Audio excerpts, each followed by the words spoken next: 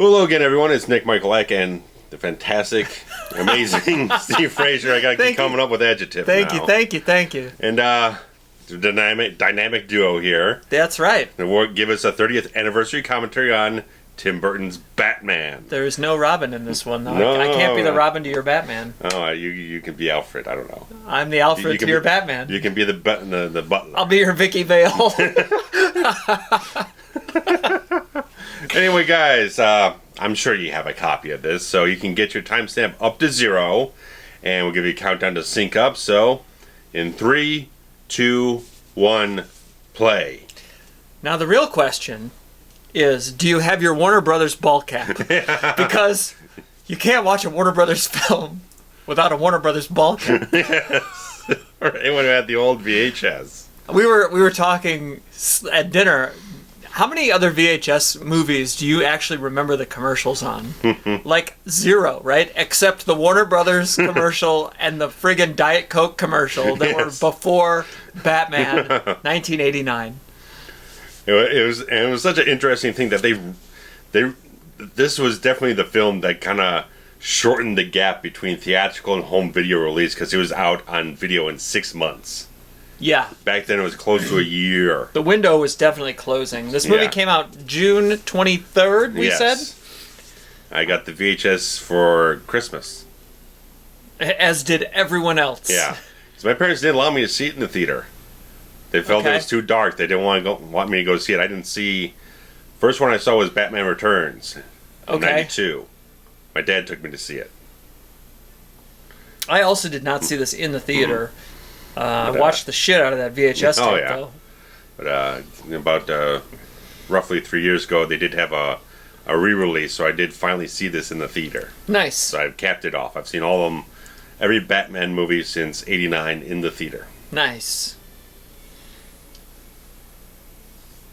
Music by Prince, I believe. Oh, we're going to have Prince in here. Oingo Boingo is Danny Elfman, a regular with Mr. Burton.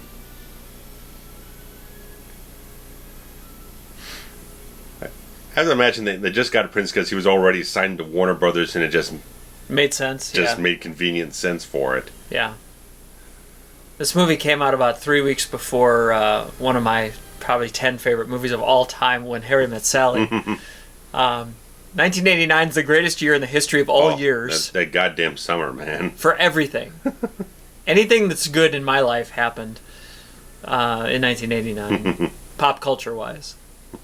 It's just the ultimate year. Except for Halloween 5. We'll pretend that didn't happen. Halloween 5, Elm Street 5, Jason Takes Manhattan. We'll pretend that one didn't happen either. Shocker! Oh, yeah! Look at that beautiful painting. Yes. I love this comic book feel. Yeah, it definitely has that feel to it. There are moments that are very, like, over-the-top comic booky. Not as bad as, like, a Dick Tracy. Oh, yeah. But,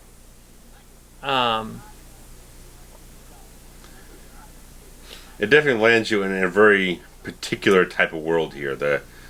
Because you've got a mix of sort of Art Deco, and you've got a certain sort of 1930s wardrobe style to it, but there's also a modern world feel to it with the cars and technology involved with it. Yeah, it's almost like the Back to the Future set in that. Yeah. You realize I'm looking at a set, but I don't care. Yeah.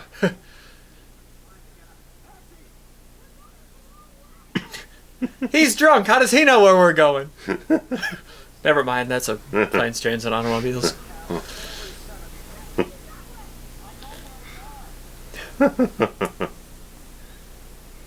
It's real easy in New York. You can just count. 7th is that way. Well, what number are you on? Are you on 6? Go the other way. I know who's decided to tourist in Gotham City. Why are you here?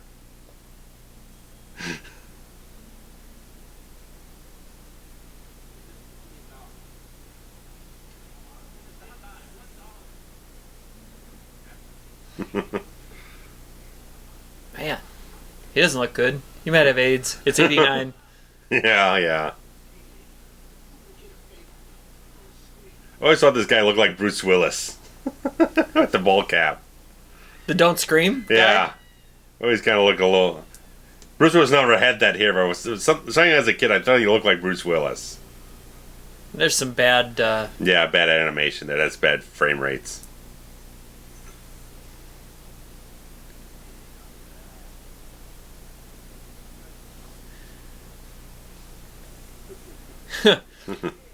They were so... This was an era when movies, pop culture referenced other pop culture a lot.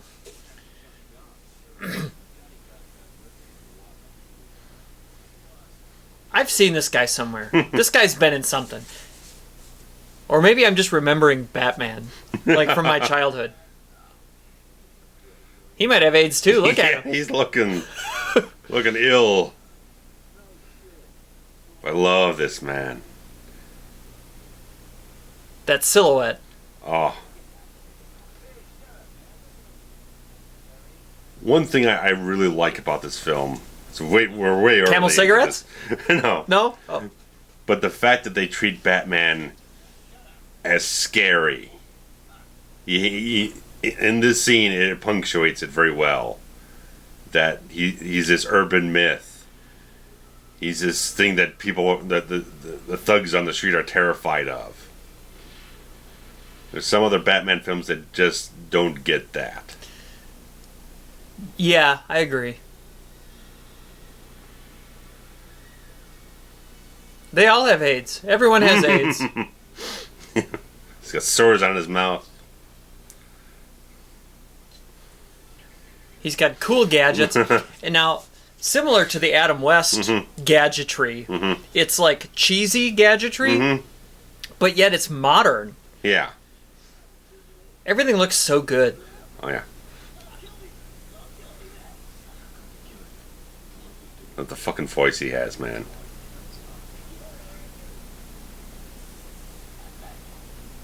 I mean, You'd be freaked the shit out. We're man. 7 minutes in. Yeah.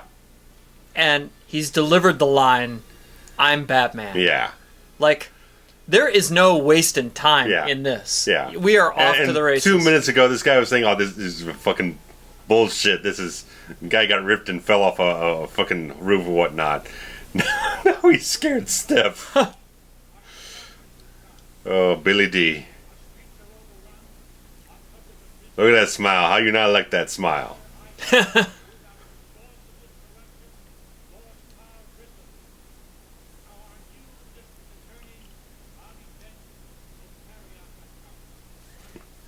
Everybody likes a new DA. Action news cameras. Yeah.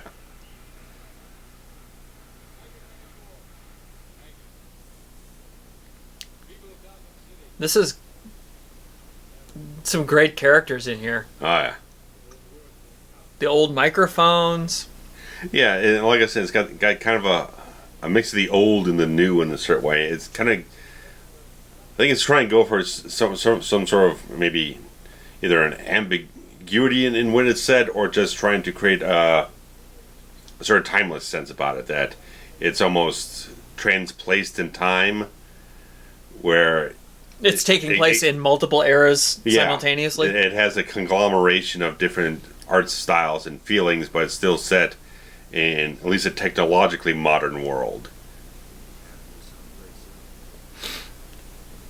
And Jack, man, did he have... Fucking Jack, man. Jack had a run. Like, Jack had multiple runs in his life. And, you know, he had a pretty good run in the mid to late 70s. Oh. Don't get me wrong. But I might argue that his run between, like, 88 and 92 or 93 might have been pretty hot. His peak. Despite the fact that he won his Oscar years before, you know, in 75 he won. Fucking Christ. 1975 was Cuckoo's Nest. Yeah. And then in 98 again for the other one. Yeah. With Helen Hunt. Yeah. Whatever the hell it was called. Yeah. Something's Gotta Give? No. It's, shit. Is that what it was called? God damn it. It slipped on my head. No, it's... As Good as It Gets? As Good as It Gets. Yeah.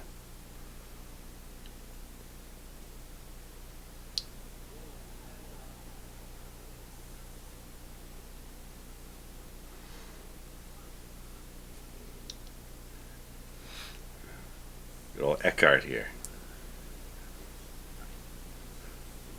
I guess this guy he was an American actor, but kind of like lived in England or whatnot, so he got a lot of regular parts in British productions where they needed an American guy. Because he's in, I think he's in Superman 4 as a gangster working with Luthor. So my guy Robert Wuhl. This guy. Arliss is a long way away.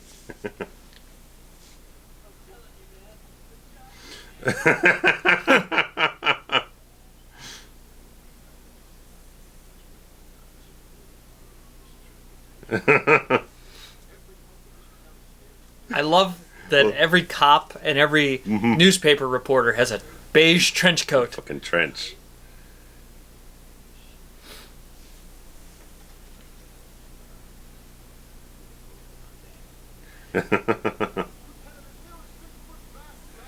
It's funny.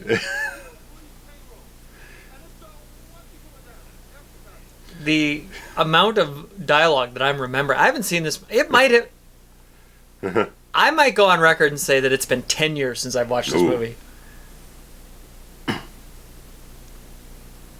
Now, granted, the amount of times that I watched it between 1990 and 1996 has made up for the last 10 years. Oh, yeah.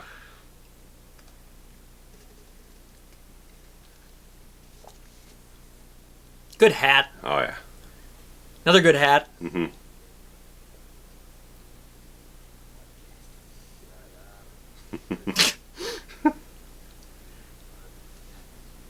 Jack Nicholson is so good. Oh. For most of the film, he's got such a compelling quality of just being a complete psychopath.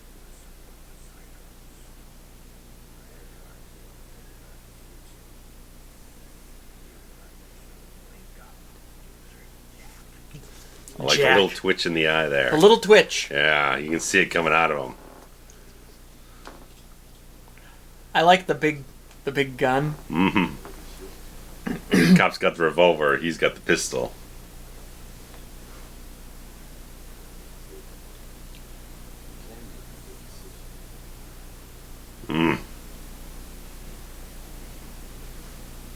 He's scary, man. He is scary. I mean, I don't know if he's scary anymore, but he was scary then. He was scary then. I'd probably still be afraid of him. It's a little sad when he doesn't show up at the Oscars, man. It's like Jack is kind of Mr. Hollywood to me. Yeah, but I mean, he was front row for so many years. Yeah. You just find him at a liquors game. He's not even really there. Not that there much anymore. He's just kind of chilling out someplace. I think he lives on Mulholland, or at least he used to. Mulholland Drive. Mm.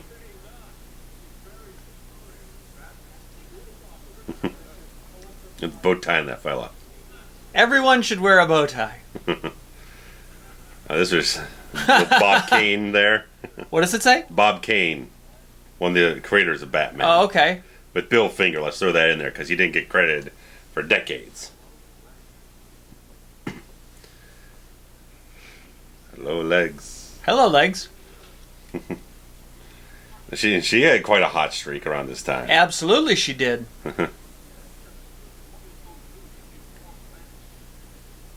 She didn't win her Oscar, though, until 97. Or I guess 98. Oh, L.A. Confidential? L.A. Confidential, another one of my favorites.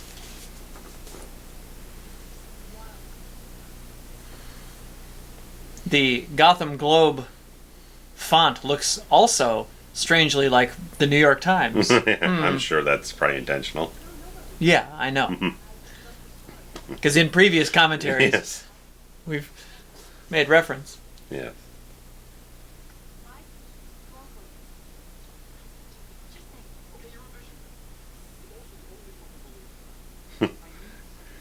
It's great that he's such a lame motherfucker. He's a dork. He's a dork. And the only reason she's interested because she's fascinated by the Batman. Otherwise, she wouldn't even be here. She wouldn't know this guy exists. That's great. Great shot. Nice miniature. I was gonna say, is that a miniature? Yeah. It looked like a miniature. Just a tad bit, yeah. Where's our guy? Oh, Jack Palance. Another guy who's on the verge of an Oscar. With his one-arm push-ups. That's right. Look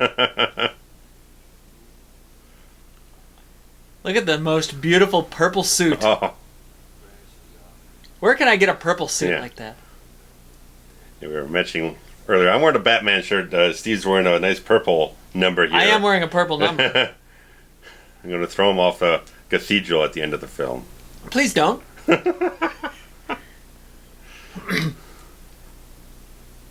Yeah, we need you back for some sequels. That's thank you. They can't afford Jack for the sequels. Yeah, Jack made out on a fucking bandit on this goddamn movie. Because he took like percentages of the box Did office he? on the merchandise. Oh, good for him. Motherfucker knew what the hell he was doing. Good for him. He just coasted on a sea of money.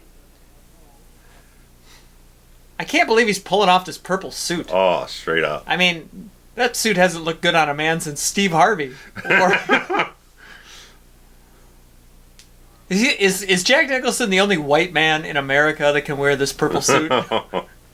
Probably. Because I've seen a lot of purple suits on a lot of black men, and they looked really fantastic in it. But A little sharp, yeah.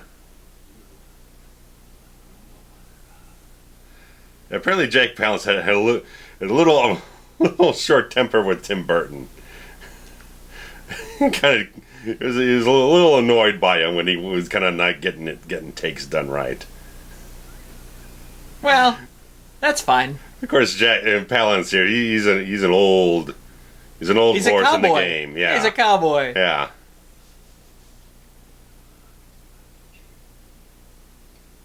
And he's the mob boss. Oh, he's the big boss.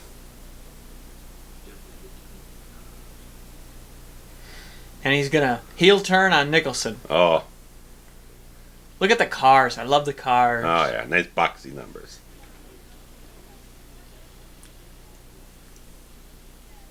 I love roulette.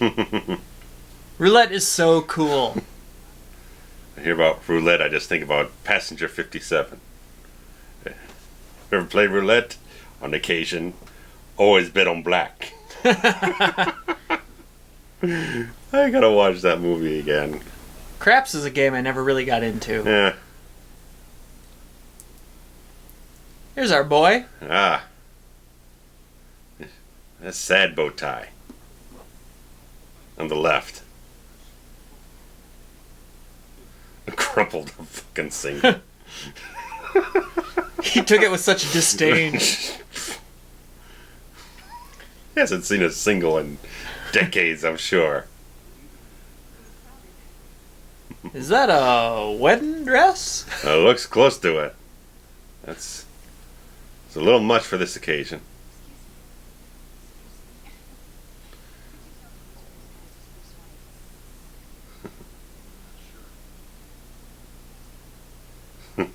Your knee's a little stunned. I understand the backlash when he's cast, because he's not really like a dapper. Like, No. he doesn't look like No. what you think of Bruce Wayne Yeah. looking like. He's like- not billionaire playboy. Right. Like Bradley Cooper, I could see Oh yeah. You know, Yeah, I in- could do that. that type of person. Yeah.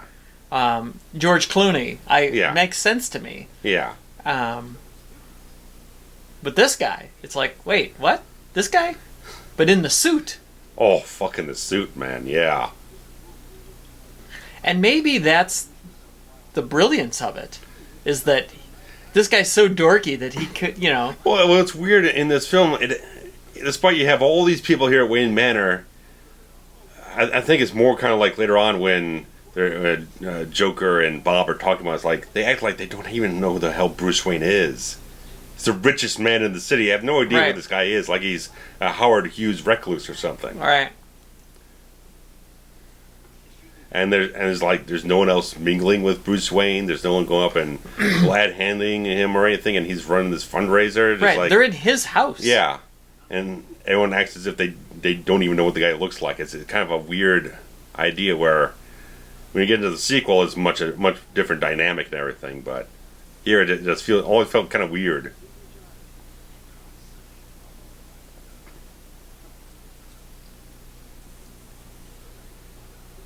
So did they suspect that it's Bruce Wayne at this point? No. I didn't think so. No one does.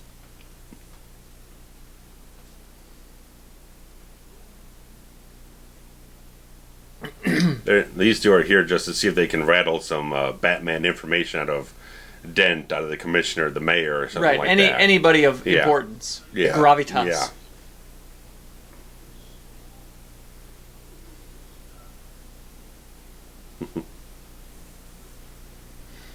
Yeah, the fact that they don't even know who he is. Yeah.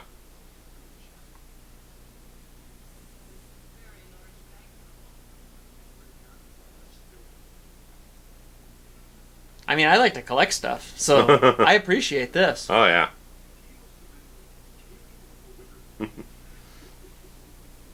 I used to say that a lot. King of the Wicker People.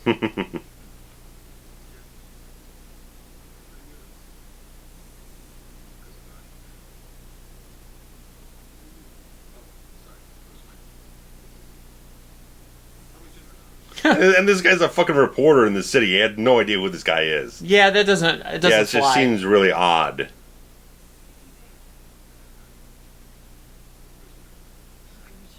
He's got great eyes. Oh, God. And the eyebrows, too. The little pointy edge of the eyebrows is just perfect.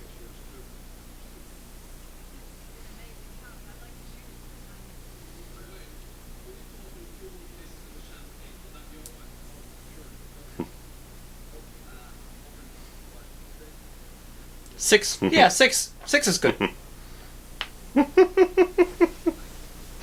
Such a geek.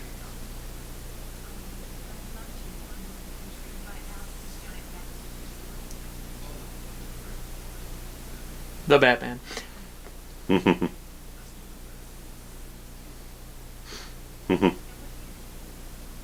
see, Wayne knew who she was. Oh, yeah.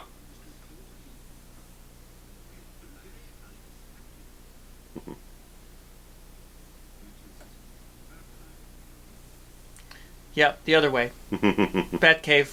He is such a good Alfred. I think he gets a little... doesn't get as much recognition for it. I think Michael Gough is a particularly good Alfred. I think he's a great Alfred. Yeah.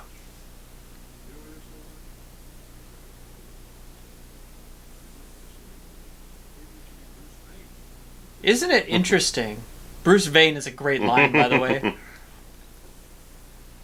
Do you think it's interesting that they did not have a Robin character? Well, there was an idea for... There's a storyboard sequence they had. I don't think it was going to be as a major part of the film, but I think there was going to be sort of an introduction to the character, at least Dick Grayson and whatnot. But I should have watched the sequence before we started or whatnot, but there apparently was a plan for that. And then there was a plan, I think, in Returns to have him then there, and they actually cast Marlon Wayans in the role, which is bizarre. That is bizarre. But he got paid for it regardless because he already signed a contract, but then he cut those scenes before they ever started filming. So they constantly were having an idea of it and kind of backtracking on it until they got to Schumacher films.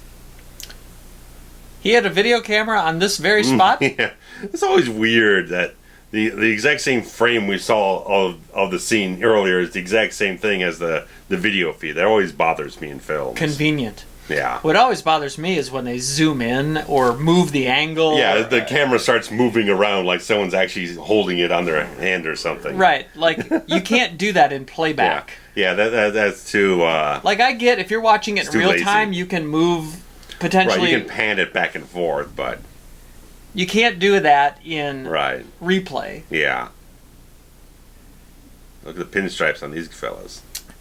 Fuck, I love a pinstripe suit. I need one. I need new suits. I have a blue pinstripe, but it's not that pronounced. Mm. It's a real thin. Mm-hmm. Oh, Mm-hmm. like Capone's vault here. Geraldo.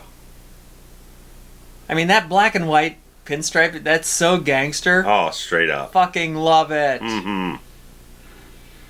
And again, all the art direction, the design does reflect a very comic book aesthetic from the time where it kind of started out as in like 1939 or whatnot into the 40s.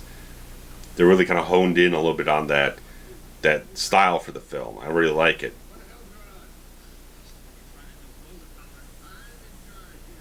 And they carried all that stuff right into the animated series, so I mean, it's one of the best interpretations of Batman ever. I mean, I was going to kind of wait till the end, but this is like the definitive Batman movie, right? Like, in a lot of ways, it is. There's no... Like, I know a lot of people like The Dark Knight, Mm-hmm. and The Dark Knight is, top-notch, A+. Mm-hmm. But this kind of epitomizes the Batman comic book story, doesn't it? Yeah, in a lot of cases, I mean, despite some futzing to do with the backstory and everything, linking Napier and Wayne together. Right, sure. But I think that such a thing that Burton's interpretation gets is the psychology of Batman. That all the other, well, not all of them. I think kind of the Ben Affleck one kind of delved a little bit into this psychotic nature of the character in a certain way, but a lot of the other ones just didn't get how much Bruce Wayne is Batman. That he has this psychological, you could almost say it's a dysfunction, but a psychological drive to be Batman. That he's not a well-adjusted guy. That when you watch the Christian Bale one, it just feels like Bruce Wayne in a suit to me. Batman isn't his own character. He's not a psychological makeup of the trauma and the tragedy that occurred as a kid, to me. Mm-hmm. This one feels a lot more psychologically dark for the character, and it fits for what Batman is. Maybe not. I mean, there's been plenty of different interpretations in the comics over the years, so you can't say one is terribly definitive over another. So this takes certain elements from different things and adds them in to make something like that, where you just have Batman looking like a specter or something like that. You have all these movements that seem a little more theatrical for the character. He's a little bit more of a presence, I think. A little more posturing. Yeah. This has a lot of iconography for Batman that makes him a symbol in the film and whatnot. You see all these things and he just seems a little beyond human.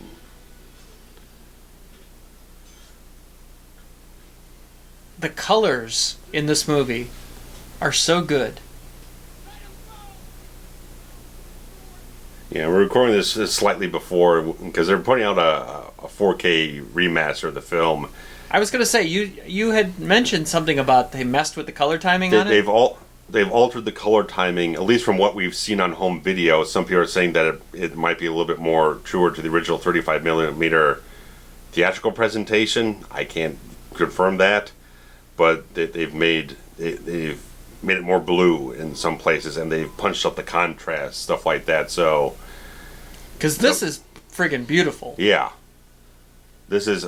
I kind of liked it as more of a muted color palette, and the few times when you get some color, like with this purple suit and everything, it stands out a whole lot more. Right, this green is so vibrant green. Yeah, and they kind of again pays a little bit with a comic book aesthetic there. And the yellow. Yeah.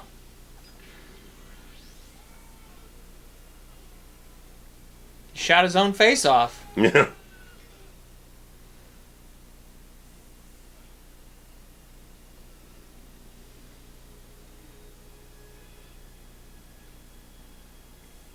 And people have always had a little bit of sort of contention that's like, did he just lose his grip or did he intentionally let him fall? I think he intentionally did it, right? You're a gripite? I felt more about the grip and whatnot because I don't know.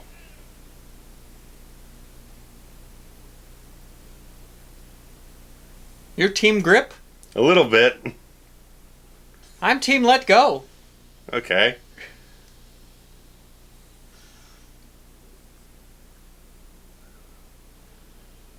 Do you think there's a certain psychology towards him intentionally letting him go?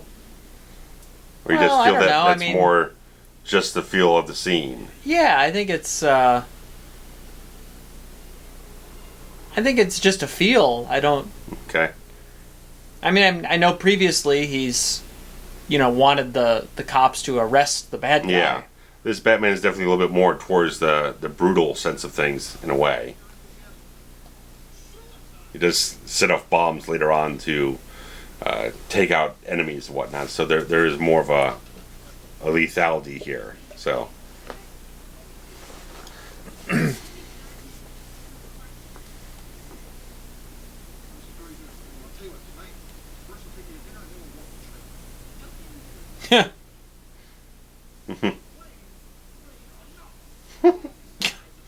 The guy's a stiff. Even like his tie is animated. You know what I mean? This movie's perfect. This pace is fantastic. I'll tell you that much. The movie doesn't waste any fucking time, like you said. Yeah, I mean...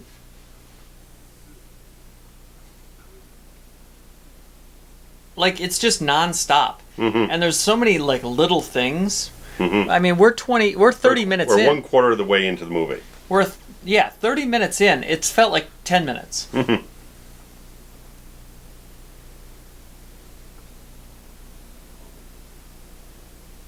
Who's our main character here? Is it Wuhl? Is it... I think we're edging towards Vale in a certain way. Because Bruce Wayne doesn't have an objective. No.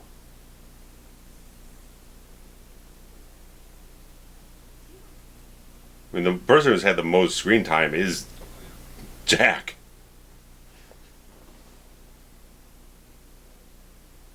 He's had the most character of the film up to this point, I feel. Yeah, until maybe right now. Mm-hmm.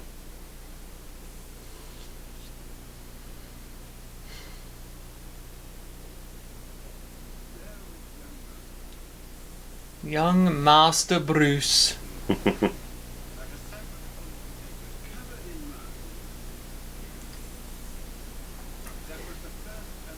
And this is so, like, servants' quarters. The eyebrows on that guy. Yeah, I was going to say, need a little trim there or something.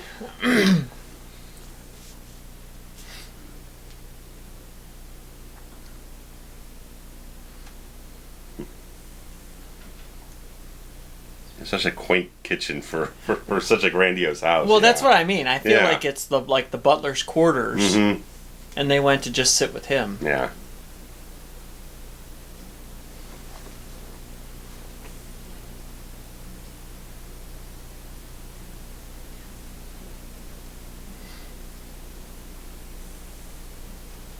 Is Bruce Wayne drinking water? Is that supposed to be like white wine? Mm.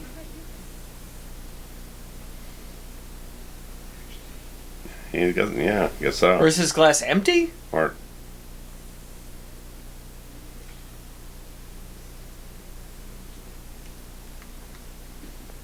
good quaff on him, huh? Yeah. Maybe not. It's not really that He's always great. had the frizzy stuff going on, so not a whole lot you can do with it. Nice thick hair though. Like it's a Yeah. full head of hair. Mm-hmm. Oh, surgery. Slap a sign on it. That's right. No students allowed. Yes, indeed.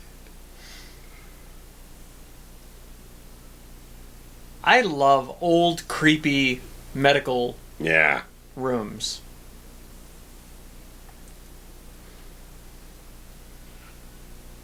He's so impatient. Mm-hmm. Like, this is scary to me as a kid. I remember, watching this for the first time. I was probably, 9.5 or so.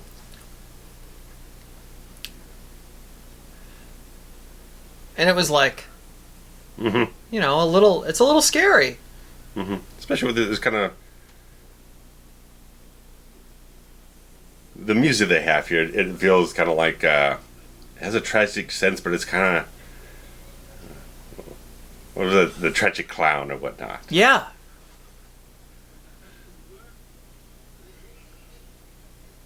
The laugh. Is this his laugh, or is this looped? I don't know. Oh, that's him. Yeah, Never mind. That's straight him.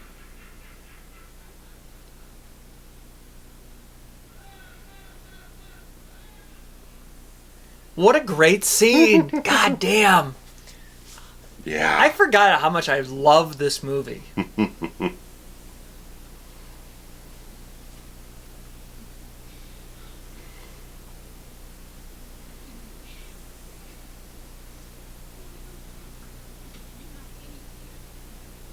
He kind of had a... See, he barely had anything. Keaton had kind of a renaissance, in the last 5 or 6 years, yeah. I know everyone was really pulling for him to win an Oscar for Birdman. And he got into Spotlight, which won the Best Picture.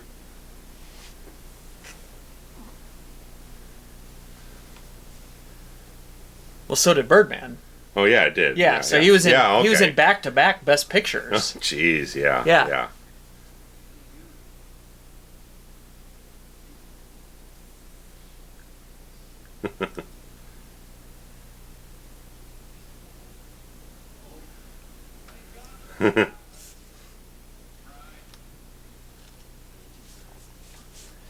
This is a fantastic reveal here.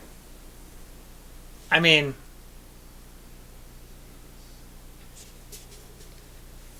the light and the dark. Oh yeah. You got Hugh Hefner here. Totally. Hugh Hefner always looked like he was 70 years old. Yes, he did. We'll see him again soon, Beverly Hills Cop 2. As a cameo.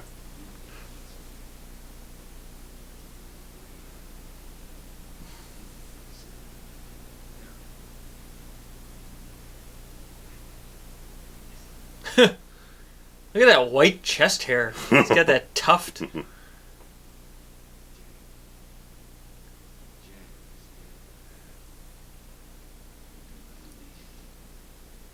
Look at his neck. They had to paint the neck of the collar of everything purple because otherwise the white makeup on his neck would have gotten onto the collar. Oh. So they ended up having the reverse problem of the purple makeup on the collar getting onto his neck. That's ridiculous. You couldn't put some black gaffer's tape on it or something? I don't know.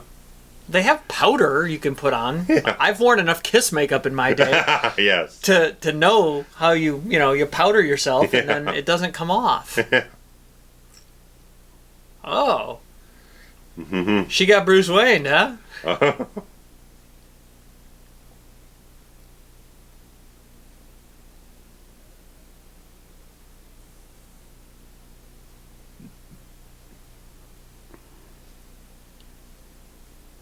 Got those piercing eyes. Oh.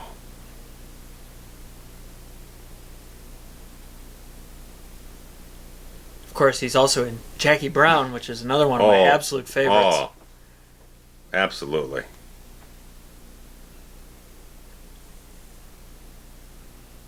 I also grew up watching The Dream Team.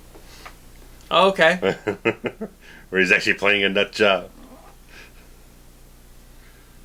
Yeah, wonderful Peter Boyle in it. Peter Boyle. Oh. Chris Lloyd. What great makeup. Oh. This whole scene just galvanizes the character.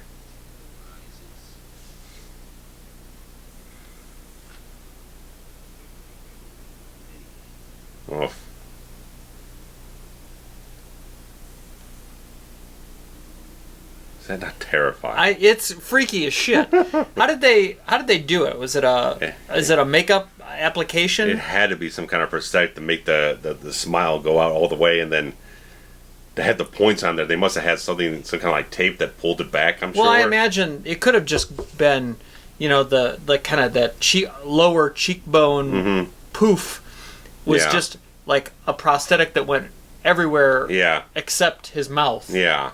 That still allowed his mouth to move. Yeah. But maybe the smile line was part of the prosthetic that they painted as opposed to.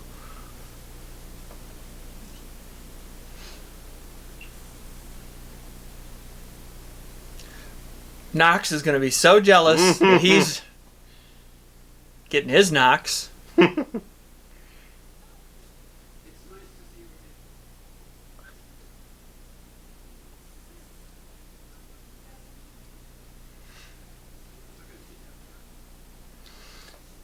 you gotta let your butler in when you're telling lies to Right, the lady you're right.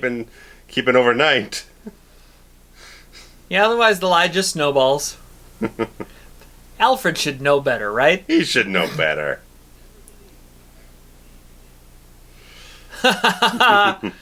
Great. Look at this. Look at that outfit. The bow tie. Oh my god. He's got this whole color coordination down pat. I want to be the Joker. Look at all these comic book characters. Oh, straight up.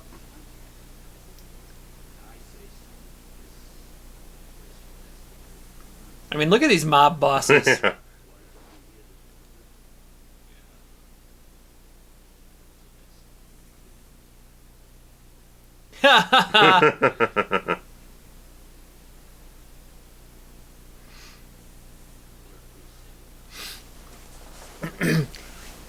And we're to believe that this is flesh-colored makeup. Yeah. That, like, his skin is white, right? Right, so they probably put like 3 layers or something on. You got the prosthetics, then you got the white makeup, then you've got the flesh over top of it to make it look kind of...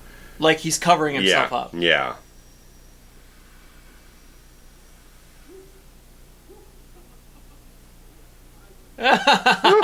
Oh. He's burning up.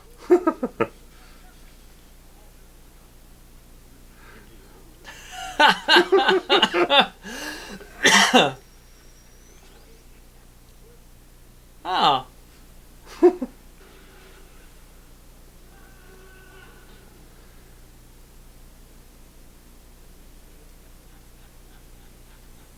I love this character. Oh, God.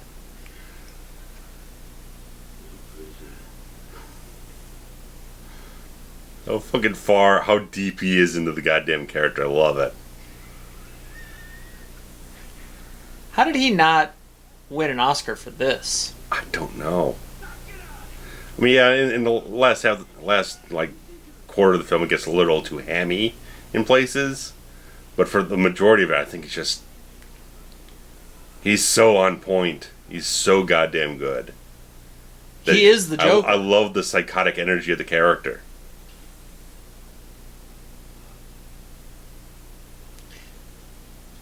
Like, he's kind of a method actor.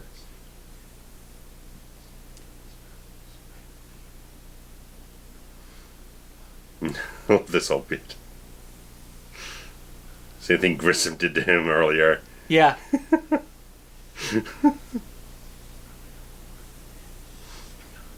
He even did it in a Jack Palance voice. Yeah. I always feel like Jack and Nicholson would do that anyway. I think he wouldn't mind ribbing Palance anyway. Probably. And that little bit there where he kind of talked to himself and nodded, wiggled his head back and forth. Just a little far outside the atmosphere. I love the orange shirt. Oh. But I love this whole thing where he's just talking to the fucking corpse. And this has been one take, right? Yeah.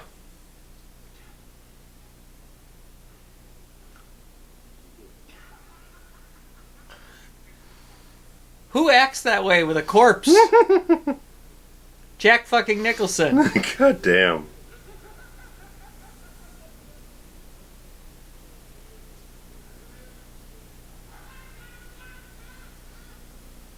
Hilarious. And this is kind of interesting in the way, because you've always talked about the origin story stuff in superhero films. Right. This one's more of an origin story for the Joker than it is Batman, because his backstory doesn't get explored until later in the film, until almost the end of the second act. And it's just a flashback sequence. Right. Most of this film is telling the progression of him becoming the Joker. Which I feel like superhero movies could do a better job of. Mm-hmm. You know, the first one's always the backstory of the main character, and then, you know, you have your villain, and the second one, then you need two villains because you don't have backstory time. Right. But if you just told the backstory of the villain, then... Yeah, because this film starts as Batman... Batman's already in existence. He's established to a certain point. Obviously, we get a little bit more towards the end of a development beyond that, but he's already in the world. And it's treating the audience like, this is an iconic character. He's been around at this point for 50 freaking years. You know who Batman is. We don't need to spend half the film explaining him. We can have him established in the world and have someone like Vale slowly unveil it in the film while we already have a general understanding of who the character is, where he comes from. I mean, it really is brilliant to have the backstory be the bad guy. Yeah. And basically the Bruce Wayne's backstory, Batman's backstory, is actually kind of part of the story of their relationship here. She discovers more about who he is, and that complicates and develops their relationship as the film goes along.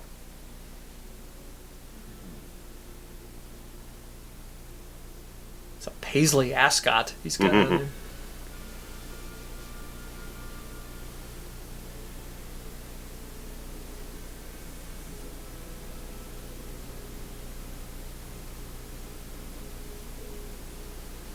And this is her incognito outfit.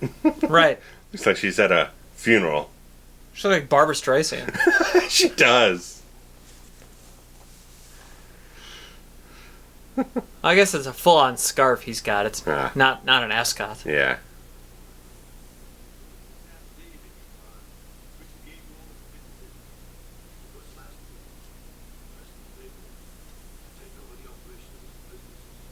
I mean, if this guy's not selling olive oil and salami, I don't know what the hell's happening.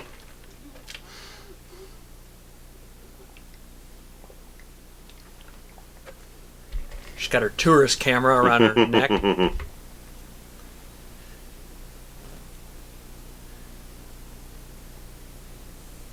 Everybody loves a mime. You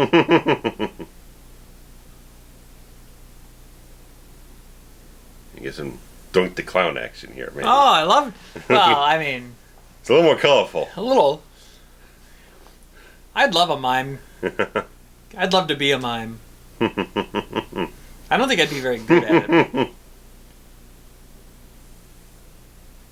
I do find this to be kind of a scary... Like, Yeah. I don't think clowns are scary. But in the they're same- building this in sort of a peculiar fashion, and Right. you already have a knowledge of the iconography of Joker and everything that's established, and it's like, this is odd. And then...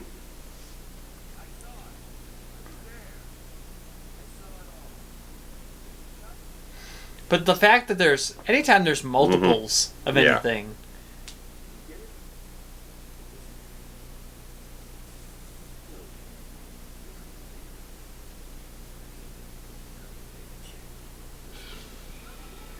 he killed the man with a pen.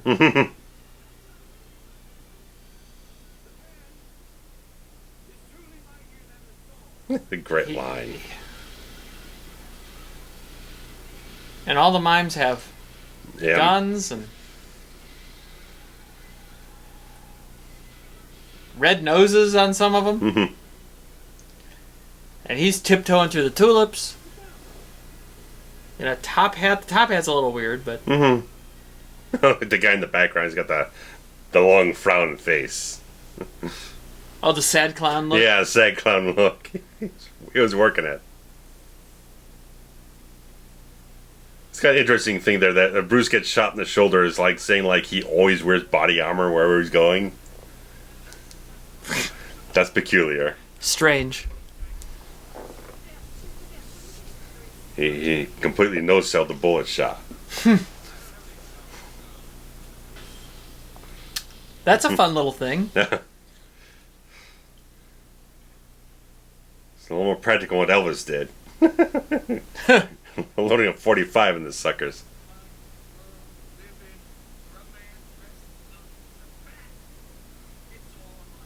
I love those pants.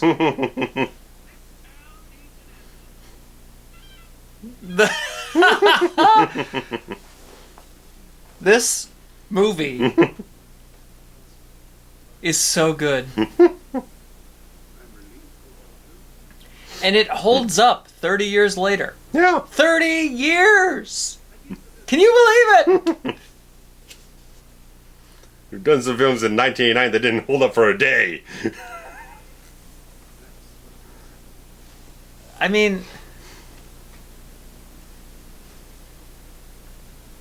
if this came out today, it would make, $500 million. I mean, this one I think it actually made about $400 million. Worldwide? I think so. Yeah, $411 million. Which is incredible. It wasn't the highest grossing one of the year. That was Indiana Jones' Last Crusade. It beat it out. That's shocking to me. Because everyone talks about this thing being the biggest phenomenon of the year. And I would agree with that. You couldn't escape the marketing for this. I mean, watch Jason Takes Manhattan, and the bat symbol is right in the middle of friggin' Times Square. That's right. Even Jason Voorhees going to escape Batman.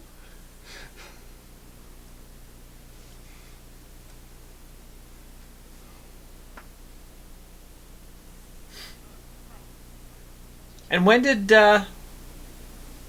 Returns come out? 92? 92. That's the one I've seen the least. Okay. Believe it or not. I know everybody loves it. And she took these photos? Was she at that angle? I think she got them developed real quick, too. Yeah, she did. There must be a Walgreens in Gotham City. What's that? Rubik's? Yeah, it's like a 5-star... diamond or something? The colors in this movie...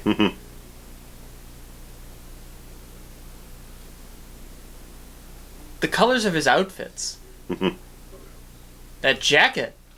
Got that fur lining you like. I do love the fur lining. Bad tie. See, Joker is my tie, no kind of style. guy. I really need to be the Joker.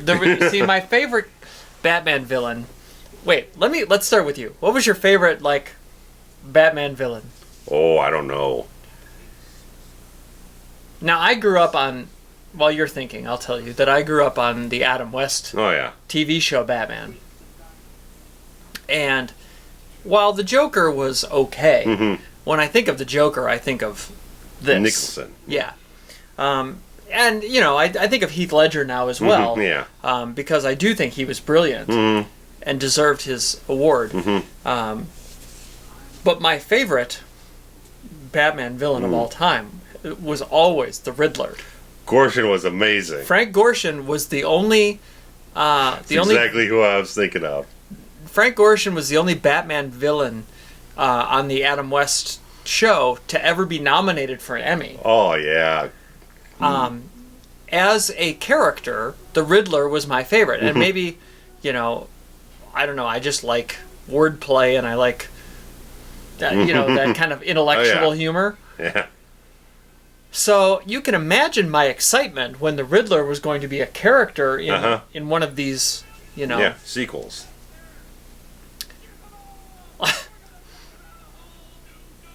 I love Jack Nicholson. Action News is a great like name for a news show, regardless of time and place. Yeah. And then, they cast Jim Carrey, Mm-hmm. and I was like, this could be amazing. Mm-hmm. This is...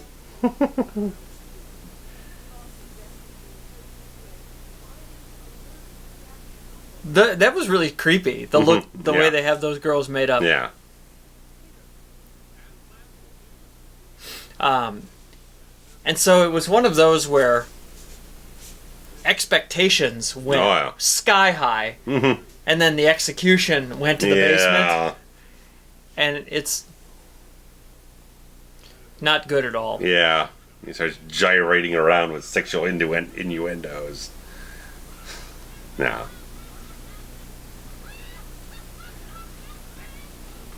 Oh, Becky. Is Becky a victim of Smilex?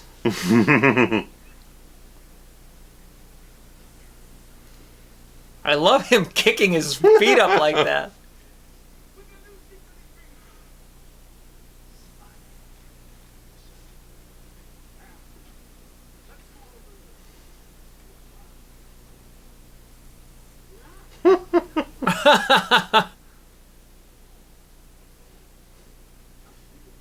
Is that Martin Sheen? Who is that?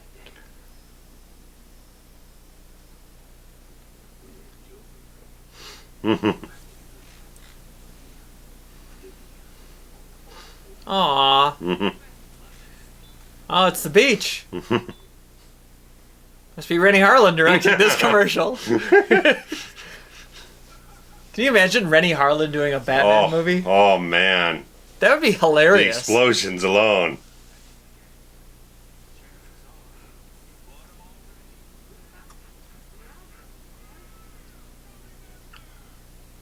I mean, the whole idea of the Joker, like, playing practical jokes on, for murder, to make himself laugh, is really friggin' brilliant. Yeah. I mean, that is so much in line with the character that everything's just a punchline to him. Doesn't matter. There's no other thing out there except getting to a punchline, no matter how grim, no matter how grotesque. It's all about making himself laugh. And I like that you just got a little bit of this in here that you're showing the detective in Batman. He's kind of starting to put the little pieces together of. Well, he wants to know who this guy really is. He wants to do that, and then they're going out shopping, and he's gonna deconstruct the formula of what the hell's happening here.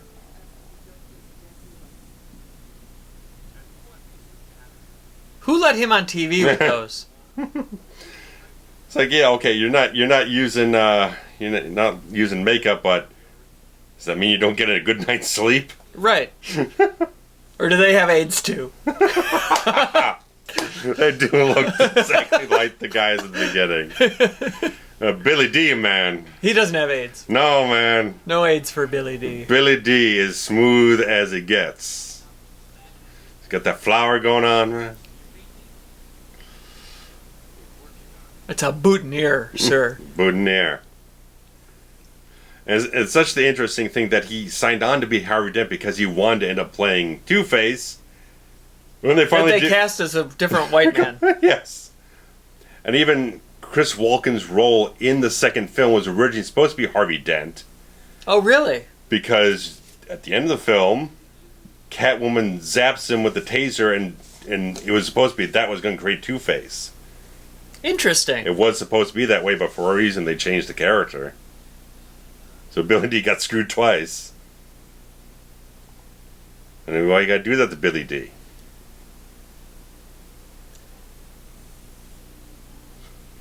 Billy D's gonna get you some Colt 45, man. Why you gotta do that?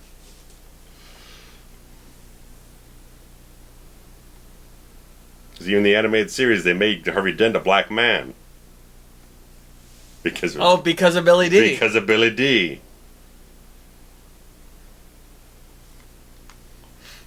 This is one of those scenes that I remember very vividly. And this, I was going to say, is this our midpoint? Yeah.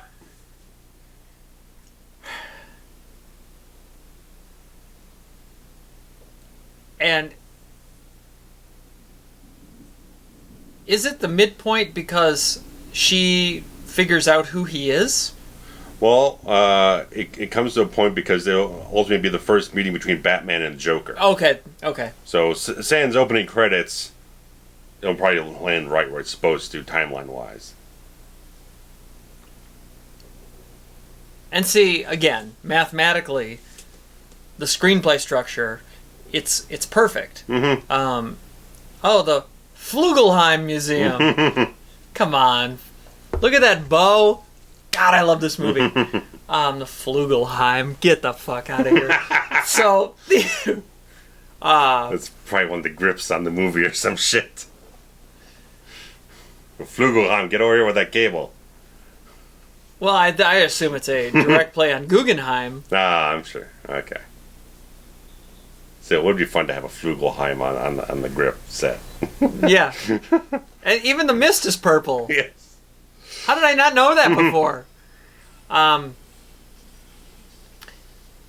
You gotta have, like, it's great that the midpoint is the first meeting between the two. Mm-hmm. We were discussing in our previous commentaries about, you gotta have an objective change or a theme change or a pivot point in the story. Pivot point, right.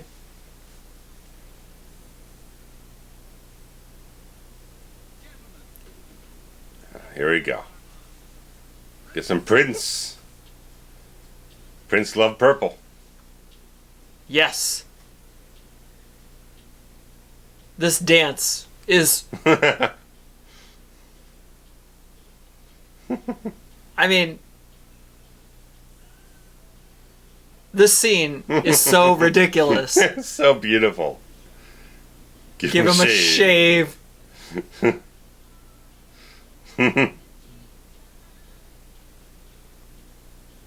I mean, how much do you think this painting is worth now that Jack Nicholson wrote on it? There you go. Yeah. Like... Put it on an auction.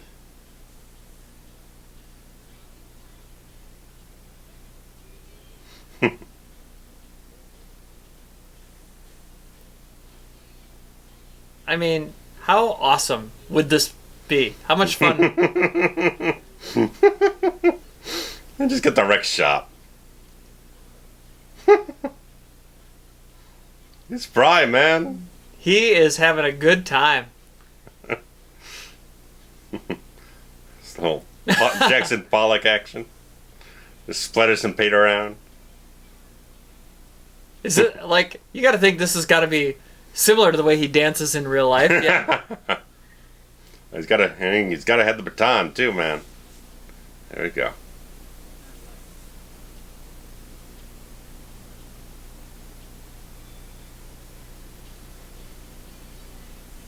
The dollar sign over the George Washington dollar bill.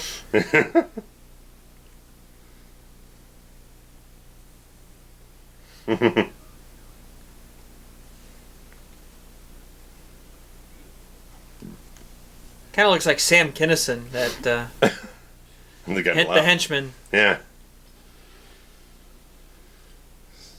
He missed one. Oh, that one's back there. Never mind. Okay. It looks like it's in the same plane. That one there. Yeah. Crap. It's our Instagram right here.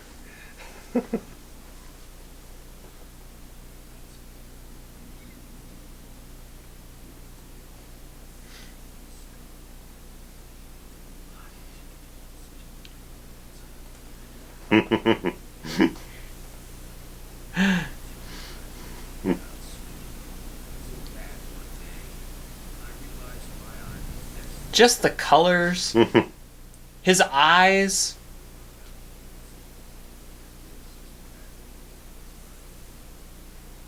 I mean, this prosthetic is award worthy. Oh, it holds up so well.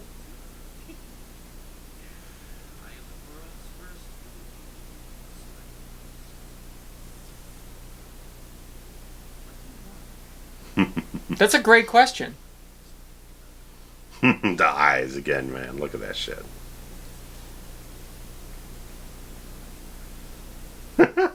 And That's a great line. That's like one of the like most famous.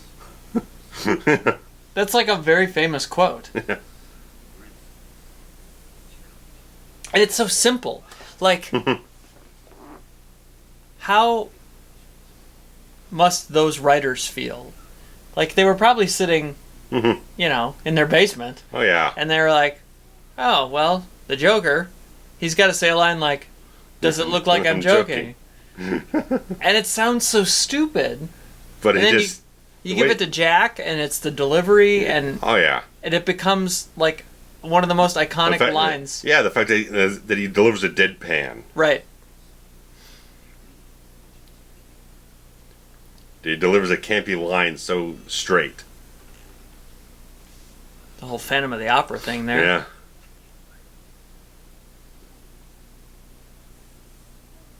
Well, she's a lot better looking than the other girl was even before the scarred up stuff. Agreed. Basinger doesn't need as much to make her look good.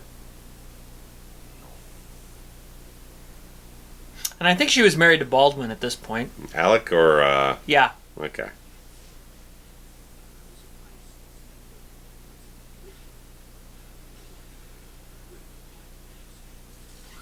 Oh, that's great. I think that's an orchid. Oh, I love this bit. Oh, I'm melting. Again, another pop culture reference. Although it's referencing another movie. Yeah.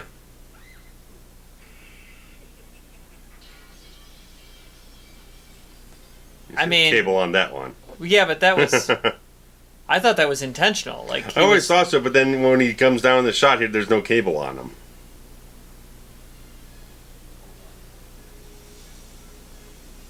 And sometimes in the new like 4K masters, they go back and like edit out that kind of digitally stuff. fix things. Apparently, I haven't done any of that for this one. The little purple on the neck thing, they kept that in there. And this shot, because I've seen a few stills, a few clips here and there. That fucking beast of a car, man. Looks like a giant cock. I didn't put it back up. I do have a poster that has the technical specs of this Batmobile Oh, do on you? it. Yeah. I think it's a beast. It's cool. I can't imagine it being nice to drive, though. I mean, I'd rather drive this. It's like that Batmobile can't handle no speed bumps, man. No potholes for this one. Like, if you put both of those cars in front of me, I'm taking the purple sedan over the dick car. The dick car. The Dickmobile.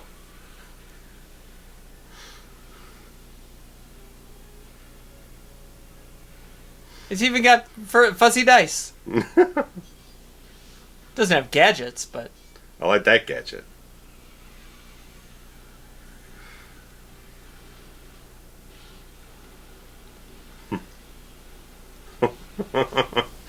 Someone needs to get hit with manure right now.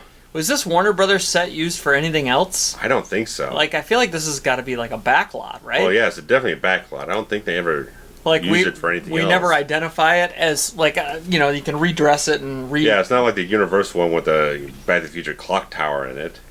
Right, that you can clearly see. Which they used even before Back to the Future. This I think well, because I think that this was all, because the production was all done in the UK. So this isn't the Warner backlot. This is like, like Pinewood Studios or something like that over there. So maybe there's British films that... because I remember, because when they're doing the Axis chemical things, there was still some of the set left from Aliens that they kind of stumbled upon. Part of the set from James Cameron's Aliens was still up. Where you could see some of that part of that in there. Not on film, but when they're shooting the whole thing and constructing it, part of that set was still up and whatnot for some reason.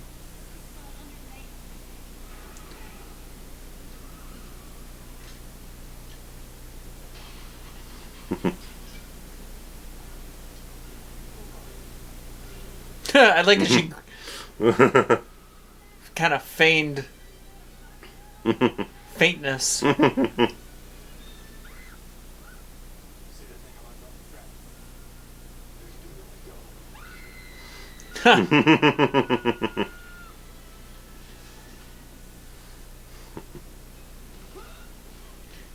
his suit is like rubber or latex, I guess. Oh, yeah, this thing, I don't know how much it weighed. It was at least 50 pounds, if not more. Chicken's wallet. Yeah, Sam Kinison, you dumb dick. Batman doesn't carry a wallet. Can you imagine pulling out... Not yet. You have to wait for George Clooney for a wallet. Pulling out one of those, like, Spencer's Gift fake driver's license kind of things. You pull it out, it just says Batman. If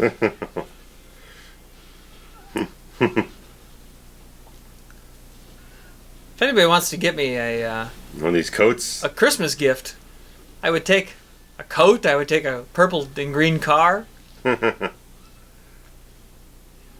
Christmas in July, maybe. I don't know.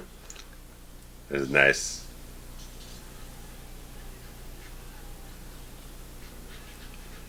Is this the Indiana Jones gag? A little bit.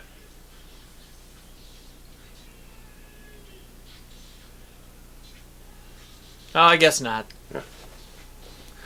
He actually fights back. Yeah. There he comes. Boom. Oh. A backflip.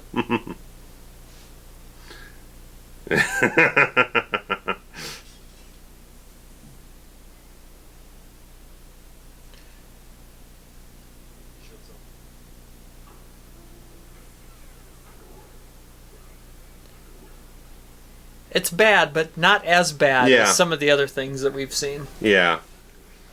It's not the best optical effect they could have done. Is this car driving itself? Yep.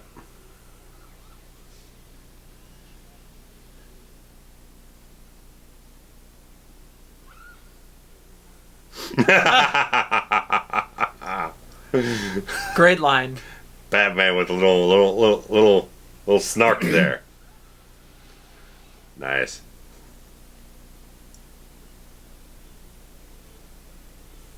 He's gonna take her to the Batcave. Mm-hmm.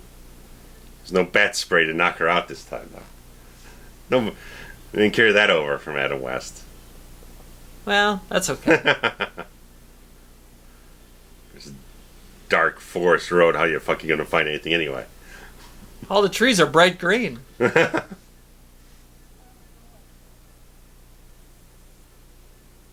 She doesn't recognize that mouth that she's been kissing on?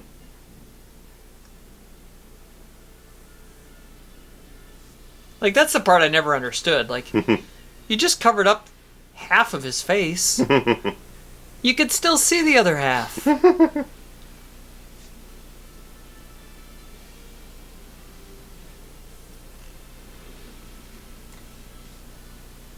I think I used some of this as reference footage for my own driving montages. Some of these angles. Oh, the exteriors? Oh yeah, there's just the car driving by.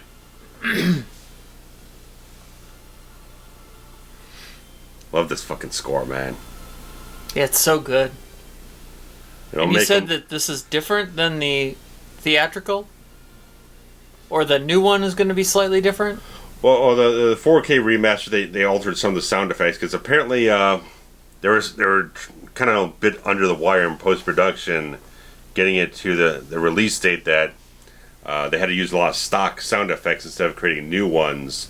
So a lot of people are saying that it's not been confirmed Burton was involved with it as of the time we're recording this, but they're saying that they did want to put in more unique sound effects for it, so they changed some of the gunshots and a few other things in the film, but nothing's been changed with the score. Oh, okay.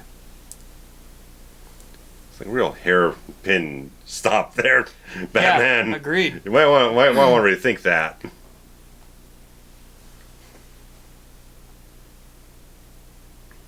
Why is the ground not covered in guano? Guano. And why are bats the only animal in the entire world that have their own name for their poop?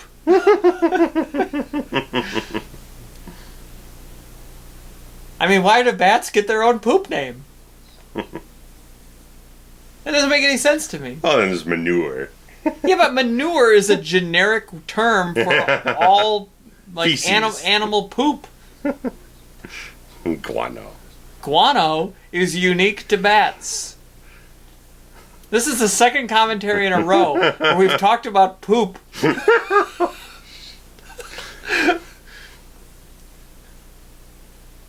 Look at that lighting right on the eyes, man. They know what they're doing.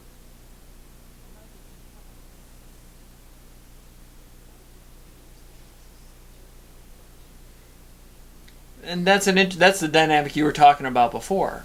Yeah, look at that eye. But yeah, the detective aspect.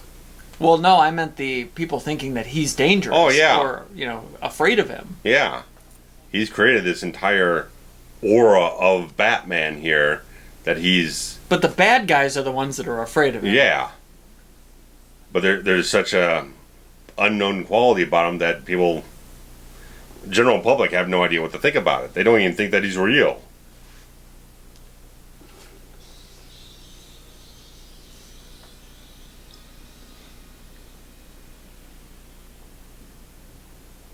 And she's just going to wake up in her own bed? Mm-hmm. With her rotary telephone? Film's gone. He groped her. That's illegal, I think, isn't it? I don't know what the laws are in Gotham City, though. Hashtag me too. Just because she says once doesn't mean you can do it again, Bruce.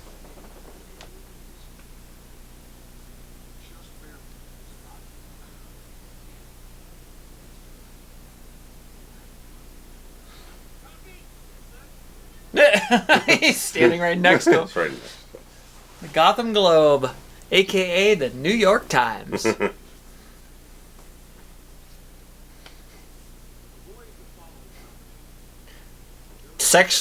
Unprotected sex with gay men. Oh, jeez. Sharing needles with other drug users. Oh, jeez. Oh, wait. These aren't the things we're staying away from. Okay. I need those pants. You would golf in those pants. I would wear them tomorrow. You can start dancing around a little bit. Yeah. Up and down the aisles. I would love to. Give me a cane. I can do that balance on one foot, wave the arms thing. It's going up on Instagram sometime soon.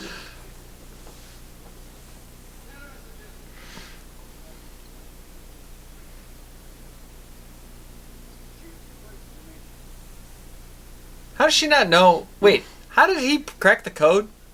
Oh, that was what all this research was about, Yeah. that she realized? Okay. Mm-hmm. How does she still not know it's him?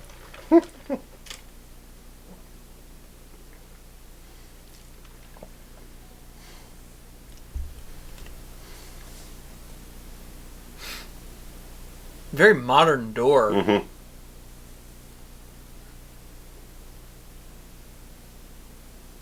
Where were you last night? Mm-hmm.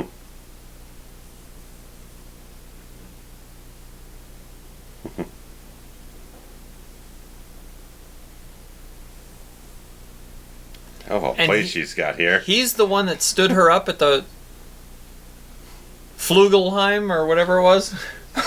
Or was that the Joker? That was the Joker. Okay, he set that date? Yeah. Saying that was Bruce. What is with this braid? Yeah.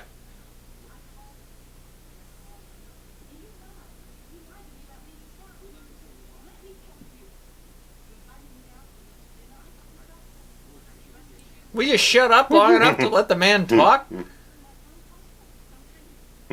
Oh, yeah.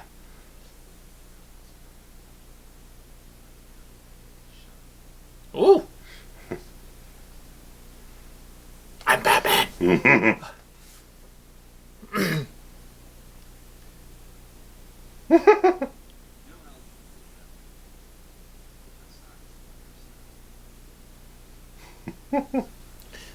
Her eyes are just as piercingly blue. Oh. Yeah. Boy, she really is dumb.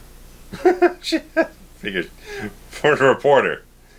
No, she's just a photographer. She's a photographer. Photojournalist, but still.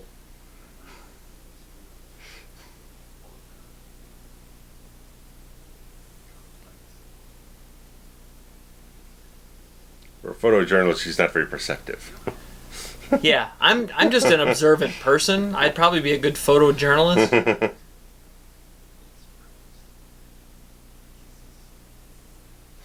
This is a very Keaton scene. Yes.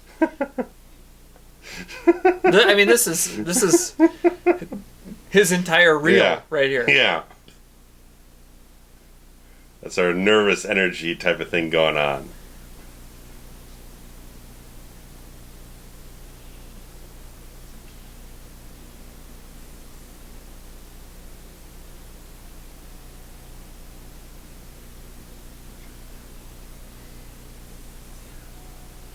He can't do it.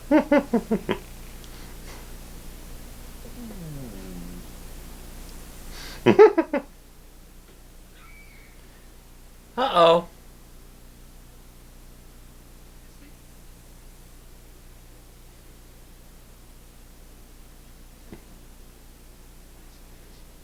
To the bat poles. Like, the white looks so much like makeup. Yeah. But we're to just believe that that's his skin. Bleached out, yeah.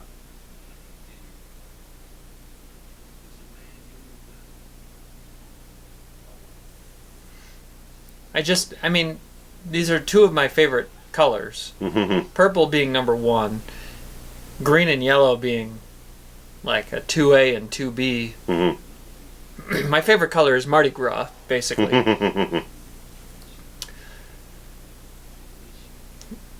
And the green and purple just look so great together. Oh, yeah.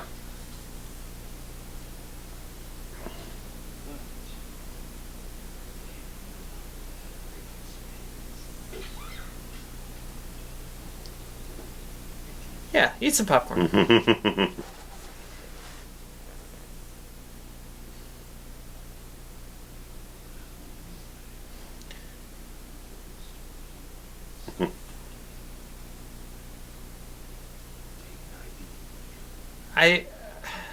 I can't get over the nuances of how good he made this character. Oh. And look at the mustache on this henchman. Oh.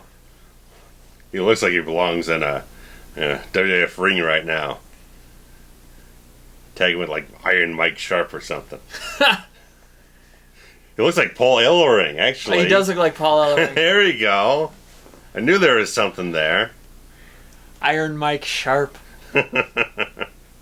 He was a noted... Well, he was gay. Oh, he was. Yeah, he was also a noted germaphobe. Oh, like that's weird. OCD, where he would shower for like an hour after each match.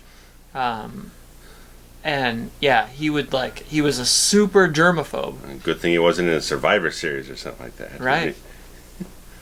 But also a gay tournament match or which something. is interesting to me.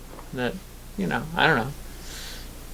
Apparently he got locked in a building one night. He was still taking a shower. And everybody... But R.I.P. Iron Mike Sharp. Canadian. There we go. That's Keaton right there, man. That's full tilt. Let's get nuts. That's full tilt Keaton right there.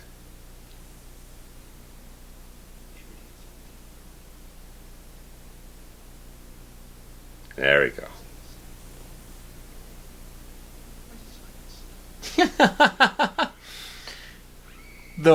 The wiggle of the gun.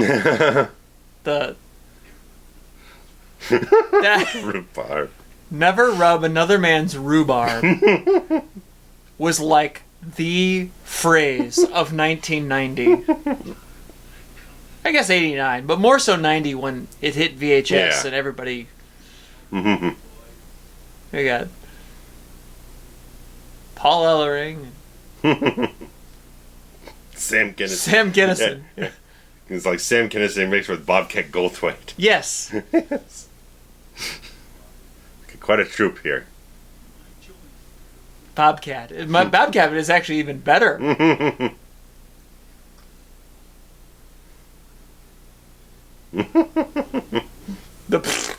he just does it in.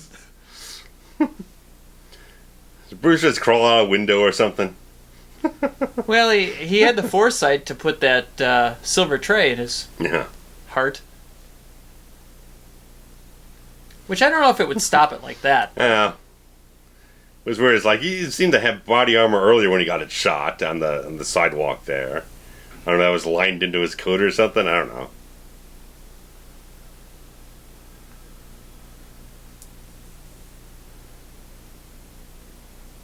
Unless they're implying earlier when he got shot that it just grazed the shoulder of the jacket, but that's a little... Well, I assume that the rubber or whatever of the suit is perhaps bulletproof?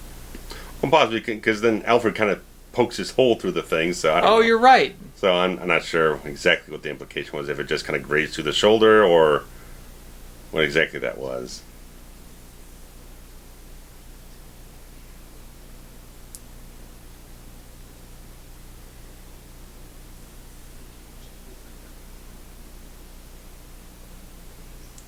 We had a date on this?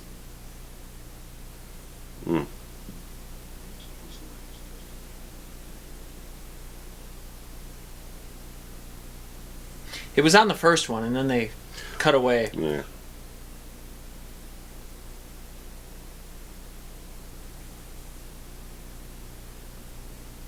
I love all these maps of New York City. Yeah, I was imagining it's probably Manhattan. Yeah.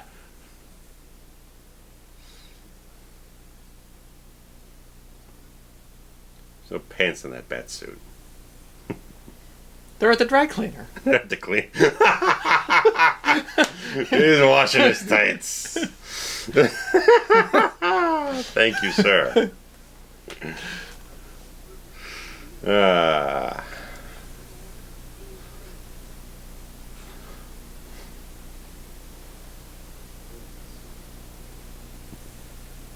Does he just wear that tuxedo like 24/7? He wasn't wearing it at dinner that night. Nah. He's wearing a nice sweater and everything.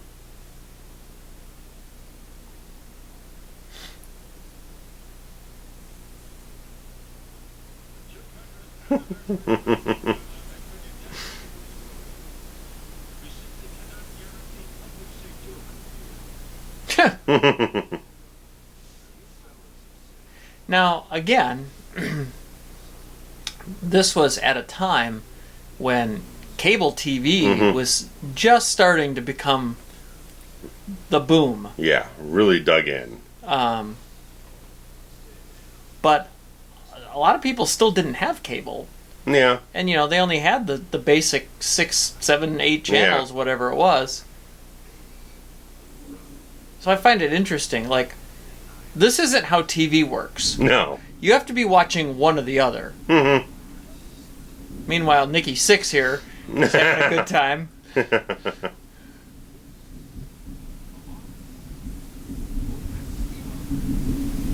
So they had their choice of broadcasting the Joker's thing or broadcasting the other thing. But they chose to broadcast this one. You know what I mean? Yeah. Like, in today's world, they'd show this feed. Yeah. And then he does this shit again. It's definitely cartoony. The Dukaroo! Dukaroo.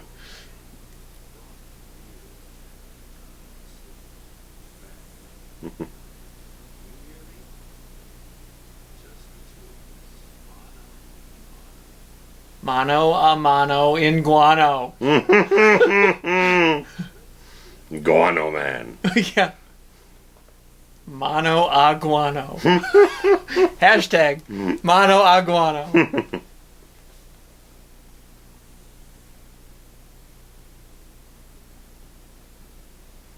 Don't tell me there's a newspaper clipping of the man who shot your dad, yet he wasn't arrested. Don't give me that bullshit. There's no year on that date. Just October 19th. Huh.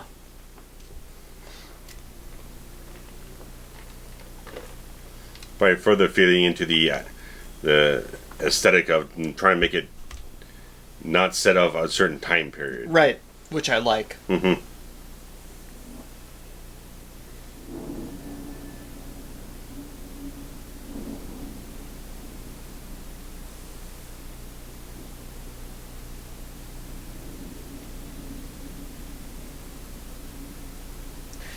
I wish everybody wore, these kinds of fancy clothes all the time.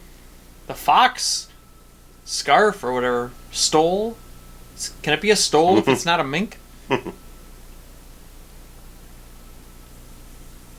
Yeah, this is getting to the last quarter of the film, and so like I said, we've had the entire Joker's backstory, and we've had Batman and Bruce Wayne as a presence throughout the entire film. Now we're getting the backstory of Batman, just concreting what made him who he is, and then adding this further element of Napier being the guy who did the deed. Right. But we're not in the third act yet, so you can still... This is the end of Act 2. You can still... Well, no, not quite. The end of Act 2 would be at the lost point when it looks like the odds are insurmountable again. Yeah, so this is transition point. Yeah. So it's definitely... We're approaching Act 3. Mm-hmm. But you can still, at this point, introduce new evidence, as I say. Yeah. We're setting the stage. I gotta say, they did a fantastic job of finding a guy who just looks like a young Nicholson 30 years ago. The smile, the eyebrows, the expression.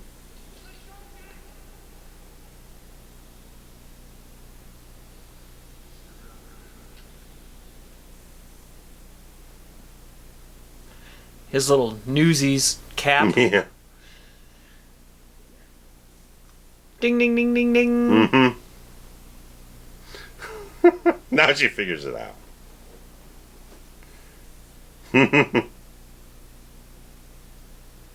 I love so much in the second film that Bruce jabs him back about this. He just let Vicky walk into the back cave.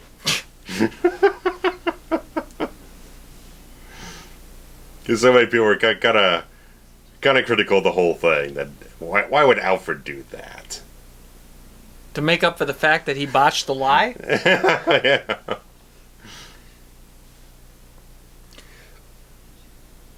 And certainly people were upset that they made that connection with Joker's the guy who killed Bruce's parents and stuff like that. And I guess it's just that I just grew up on the film. I didn't really know anything else different to kind of have a critical eye to it. So just like, I'm kind of indifferent towards the idea. Yeah, me too. I mean, I don't think it's cliche now. Yeah. But as a 9-year-old, it wasn't. Yeah. And I was like, I don't know how terribly necessary it is for the story. I mean, I can get having a feeling like you need more of a personal stake for the characters to be driven towards everything, but yeah, but it's Batman. Batman's going to go out there and do it anyway. He's going to go after the bad guy, whoever the bad guy is. Right. It didn't have to be a connection. No, there didn't have to be. I mean, the two guys at the very beginning. Yeah. He didn't know them. No. I mean, I understand it works for the dramatic structure of the storytelling to have... She's trying to figure out who he is. She's trying to figure out who it is, and for this flashback reveal to occur, and then have this sort of coalescing of things Look forward. Look at those green eyes. God damn. But I get it from the way of wanting to tell a story. You want to feel like there's more of a dramatic momentum added into it. That is, it's a reveal at a certain point in time that further motivates the story forward. So I understand that aspect of it. It's just a little... You're right. You know. To have a dramatic reveal of the backstory after Vale already saw the newspaper article and we've already gotten the information given out to us. To give us a flashback, you have to introduce additional evidence for to have it have a purpose, to actually show it to us. Because if you're just recapping the exact same thing we just found out 3 minutes ago, then it's frivolous. Right. So if they're going to show it, you have to give us additional details. You kind of write yourself into a certain situation. If you're going to have the sequence, there has to be a further purpose to showing it instead of whatever. So at least that they did it, they added something else into it to make it have a purpose to it. So yeah, and I mean, it's cliche, but it works. Yeah.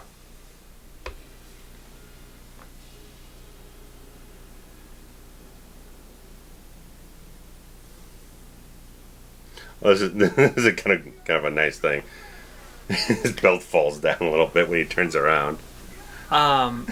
Junior Birdman, he said. Junior Birdman. And then he goes on to play Birdman. And almost win an Oscar.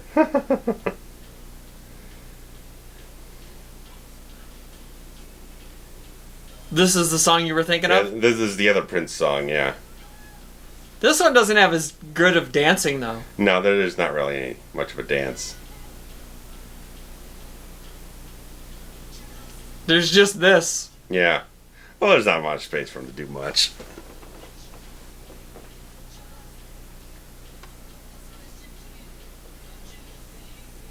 And the balloon is full of Smilax. I think. That's a beautiful turquoise tie and pocket square.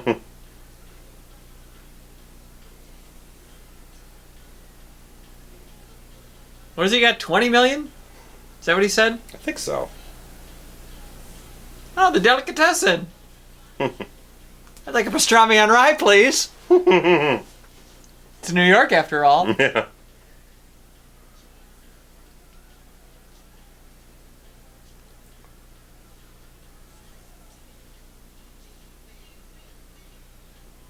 He is a delight.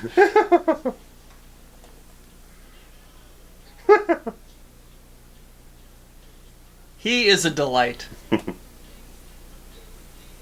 at the guy back here dancing up on the top left corner. Those coppers or whoever they are, henchmen, on the secondary unit.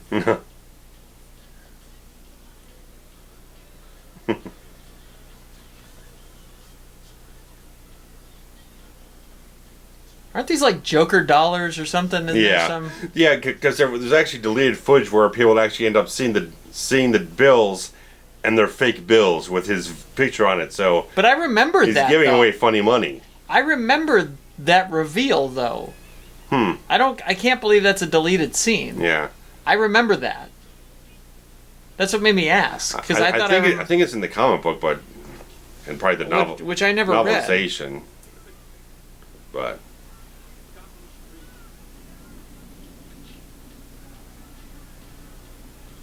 I don't know why they wouldn't include that in there. I don't know if it was just some kind of weird pacing issue.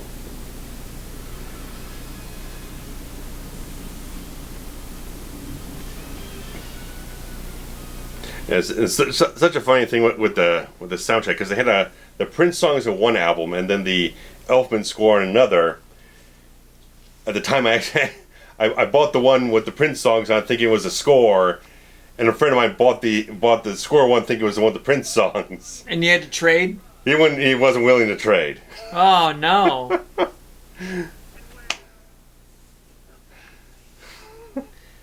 I wonder if the dollar left on his brim was accident. It's got to be accidental. It's gone now.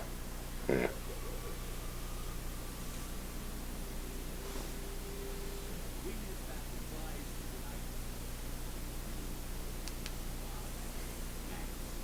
Bobcat is a much better comparison. And his name is actually Bob. The character's name is Bob, so that works. It works.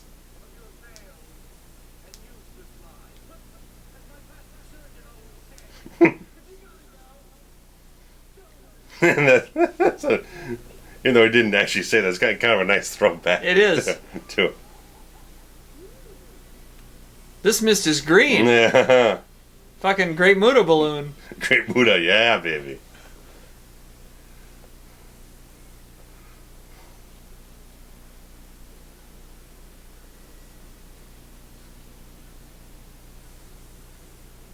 Guess it wouldn't do any good to pop the balloon. No.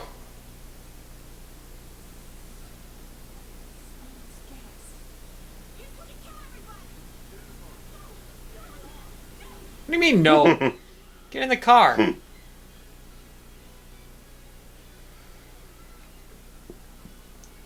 I like Billy Rosewood here.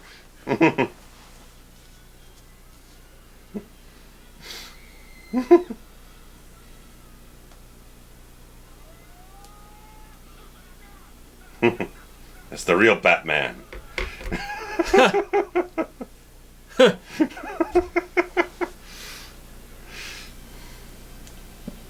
I had the toy of this Batwing too. I think I still do. Why is it when he dresses up as Batman, he puckers his lips like that? Hmm. Don't fly through the Smilex.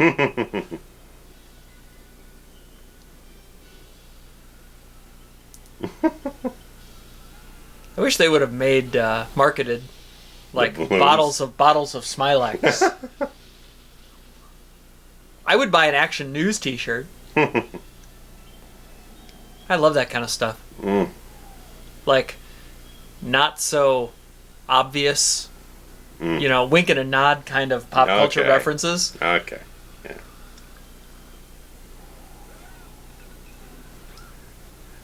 Yeah, I guess originally the plan was that Knox was going to die in this sequence. Don't kill Knox. Yeah. This isn't a horror movie. No. He's got a bruise on his head, but He's concussed. yeah.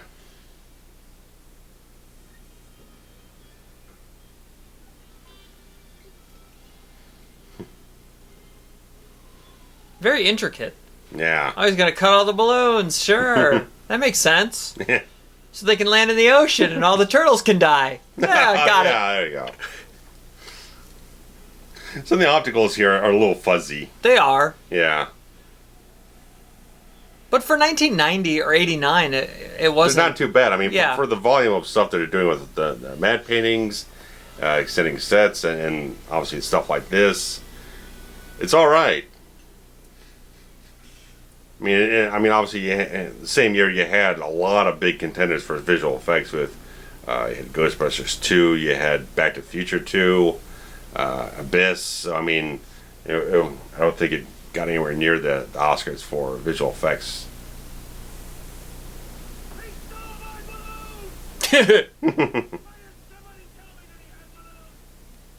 That's a great line.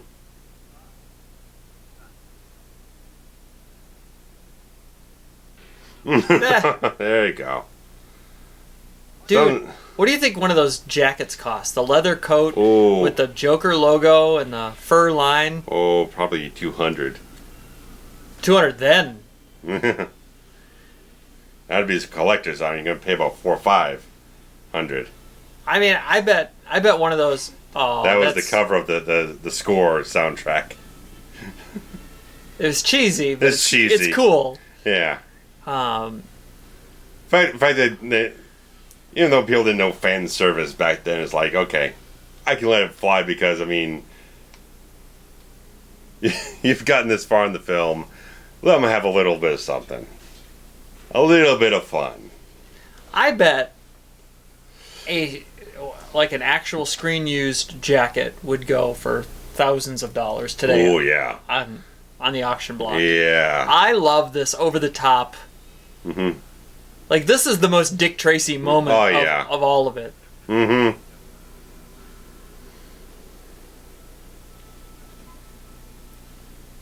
Dick Tracy's not a very good movie, but I love the look of it. Oh, the production design is wonderful. That was in 1990, I think, Oh, yeah. right? Next year. Hot on the heels of this, yeah. And they were like, we'll see your Batman and we'll raise you this. Yeah. And they really tried to one-up it. Yeah. This gun. Oh, this sucker. This is amazing. Like, I love it. Nice. It's an elephant gun. It is.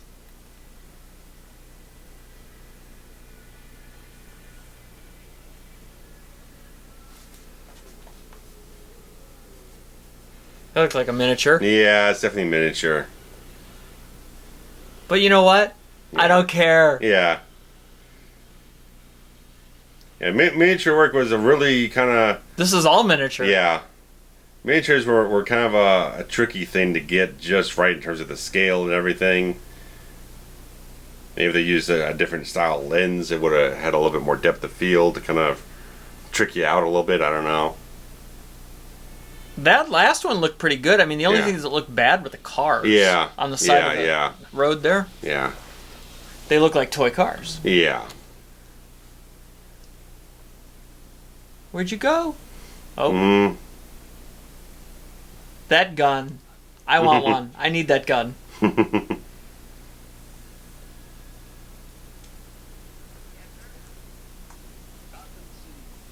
The colors on this thing, I just can't get over how vibrant they are. Like, I remember them being good. I don't remember them being this good. Ah. I'm seeing if there's in real time here. It says 10 minutes. Oh, okay. So I'm watching.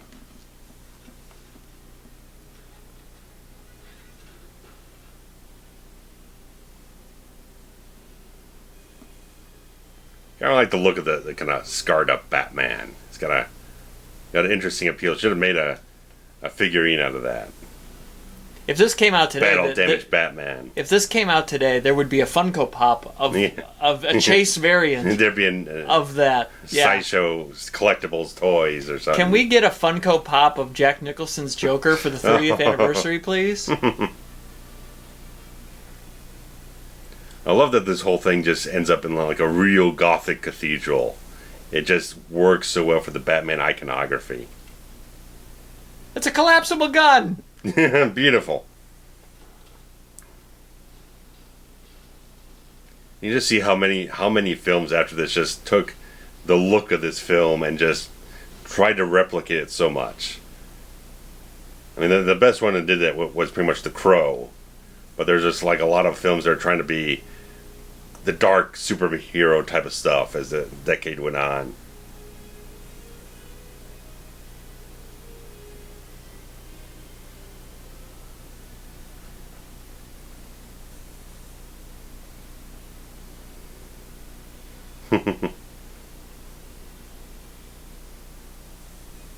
They didn't go up that many stairs. No, they didn't. And why would it land there? Yeah. And why wouldn't he bring her shoe to her?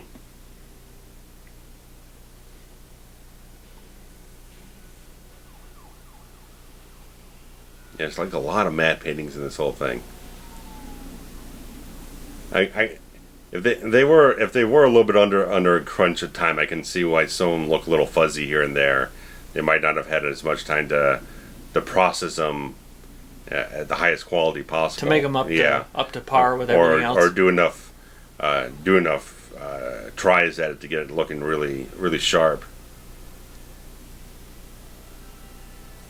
It also depends on kind of what grade film stock they were using for the visual effects. If they're kind of not using, if they're using like 35mm, then it would degrade a whole lot. But if you're using a lot higher resolution film stock, like a 65mm or something, that helps to retain a lot of quality when you're doing multiple passes with these optical effects.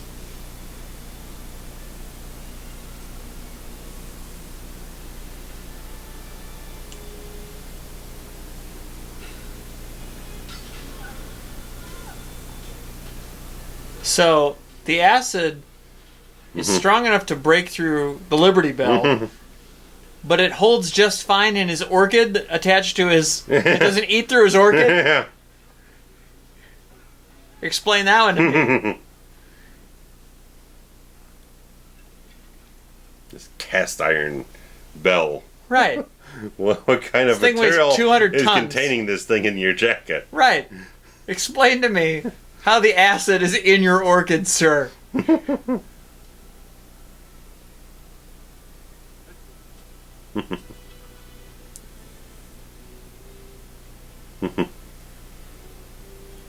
He's just slowly getting our whole wardrobe there, huh?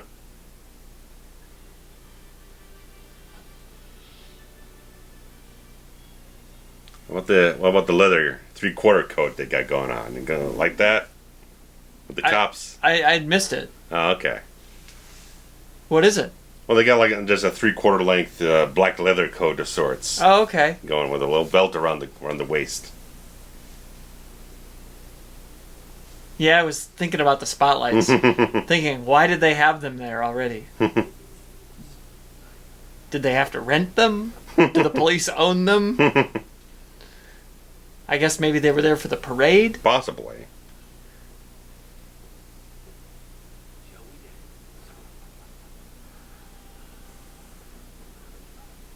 Oh.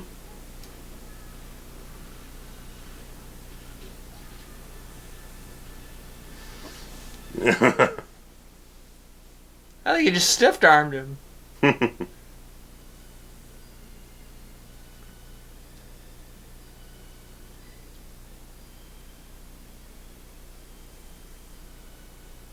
was so interesting because they had such the uproar from fans when they heard about the casting and the production and stuff like that, that the original teaser trailer they released has absolutely no music in it.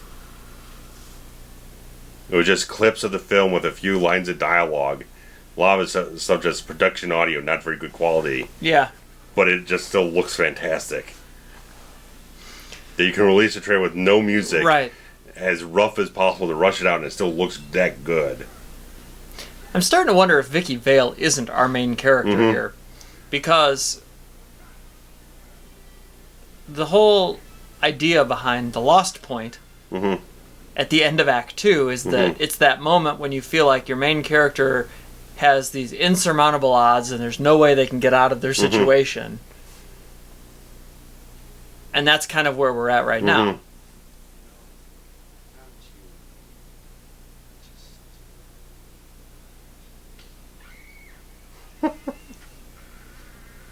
Bang.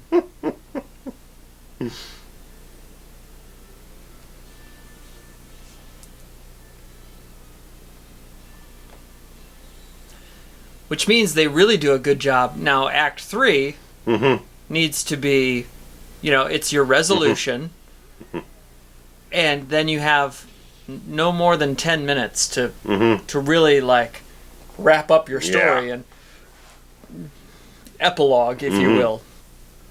Which is the reason everybody hated Return of the King, because Took another half an hour. The objective, was get the ring in the fire, molten pit, yeah. Which they did, and then there was that great scene where they were flying back on the wings of the eagle or whatever. They should have rolled credits right there, but no. You got to spend a half hour telling what happened to everybody afterward. This is why everybody didn't like it. Because subconsciously, the math problem got broken. It got broken.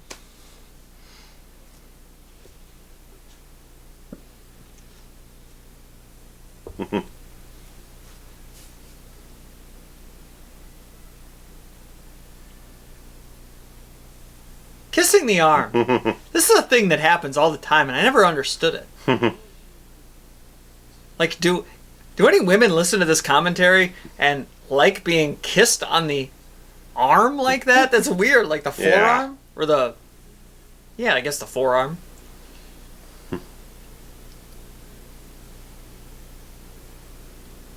Like the back of the hand is one thing. Yeah.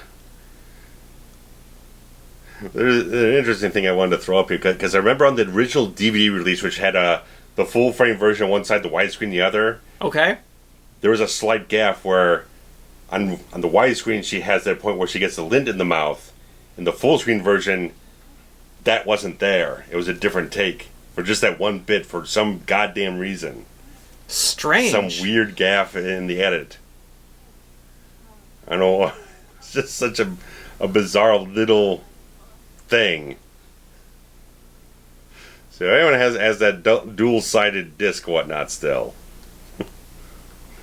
Check it out. Whoa. And here, I mean, really all we're missing is the zap and bang. And Ding.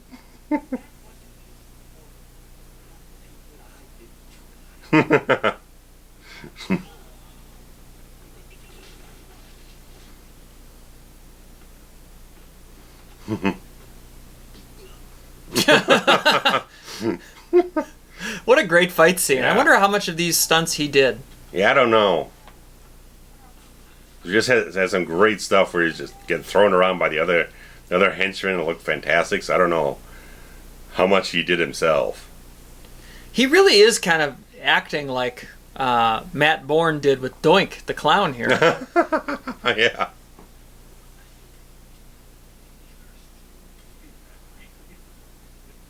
It's always also with the bat suit and whatnot. It was always interesting that I never heard anyone had a complaint about it. That it never looked like this in the comics, all black all over the place, but no one ever had an objection about how it looked. Right, Adam West's was gray and blue. Gray and blue, yeah. Yeah. This one it does look fantastic. Despite being somewhat of a departure in a way, but it works so well. Because it makes sense they would be all black, maybe not an inch of rubber around everything. But the fact that it's all black makes sense for the world that you're depicting the character in. Yeah. I guess this right here is our ultimate lost point. Yeah. This is the official end of Act 2.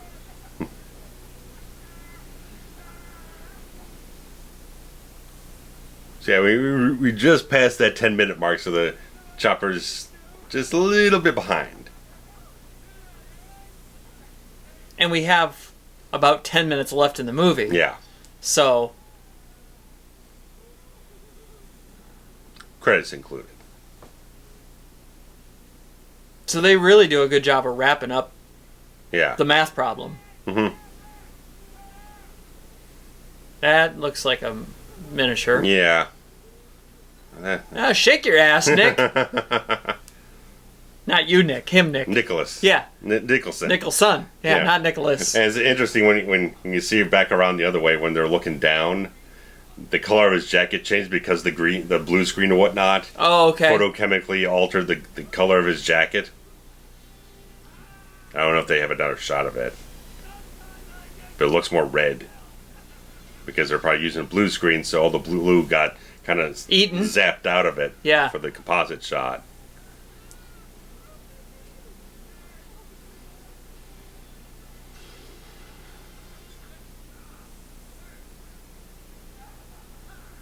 Interesting. Mm-hmm. Can you imagine if they did green screen, then his hair wouldn't even be there? The chopper would just be gone. Yeah, there'd be no easy way. It's either blue screen, green screen, or orange. Right. He'd be wearing no shirt. He can't fucking win.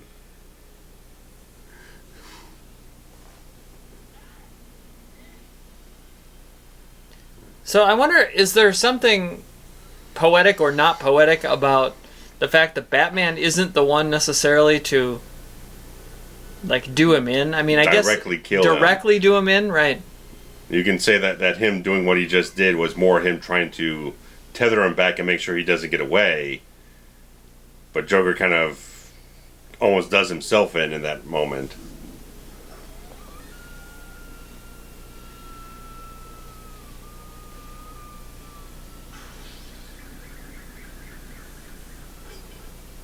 That sure shot a long way.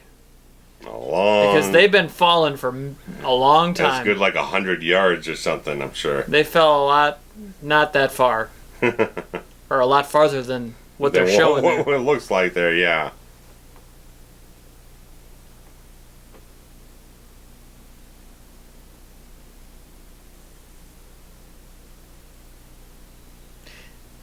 The subtle laugh in the background is...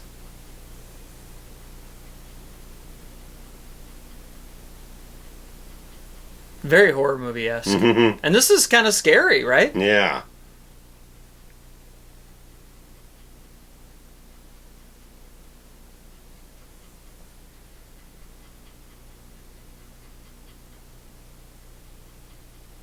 I mean, realistically, his brains would be all over the highway, but... Yeah.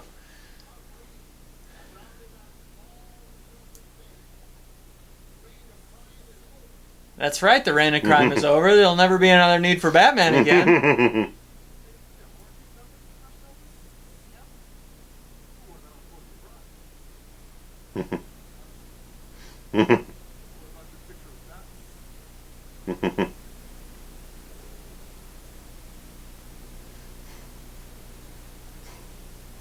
Boy, this guy just has no luck. He's just a dork.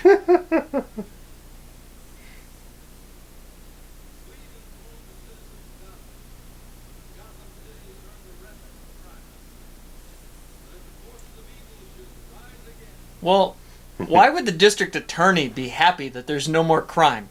He'd be out of a job.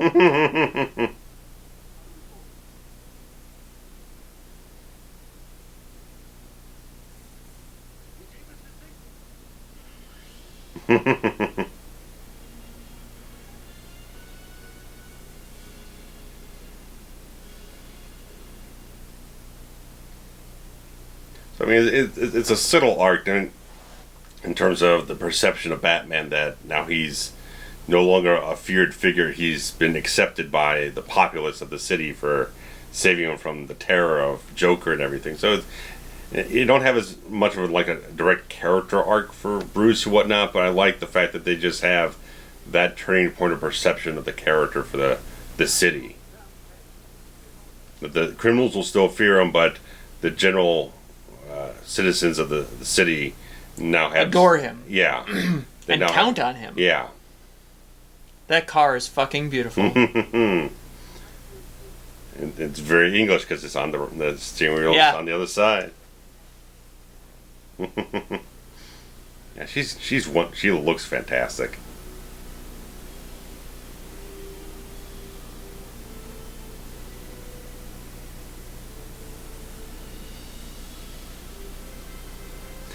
This is a very Elfman. Oh yeah, I miss superhero films ending like this. Feeling that this sort of like iconic, sort of triumphant moment,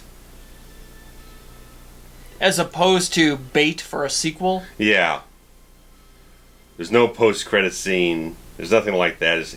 It's so much of a direct parallel to Superman the movie from a decade earlier, that it ends with that wonderful shot of Chris Reeve as Superman flying over the earth and everything and smiling at the camera. It's like it leaves you with the exact right feeling to feel triumphant about the character. You've been through this journey with the character and all that type of stuff, and you feel good about the experience. I mean, a lot of them today still make me feel good at the end of it, but I just I miss this? Something like this that just has that final moment. It's like, this is the culmination of the story here, and this feels like Peter Young, set decorator. I applaud you, sir. Nice job. Yes. But yeah, just having just a final moment there that feels, you could take that final shot and just make a lithograph of that thing. Yeah. Yeah.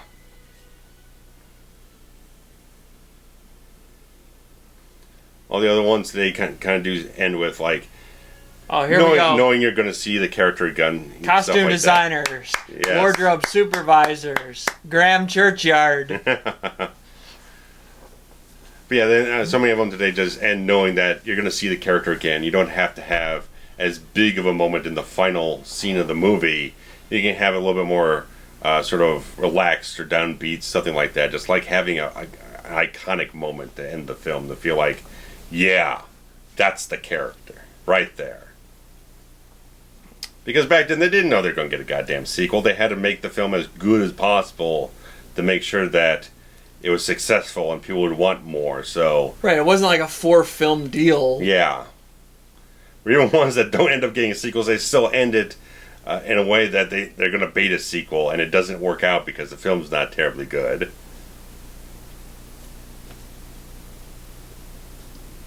Oh, Tommy Lee. Oh, I like it. So we got Nikki Sixx and Tommy Lee. Yes. Oh, that's good. Yeah.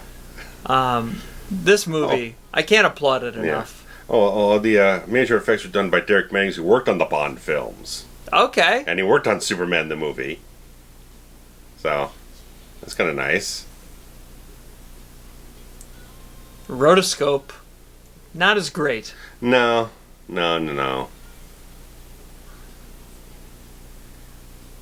See, in the trailer, Nicholson gets top billing, but in the end of credits, it's Keaton. Yeah, I like it just as goons. Goons. One of them, Philip Tan. Lagoon. That's right. Lagoon.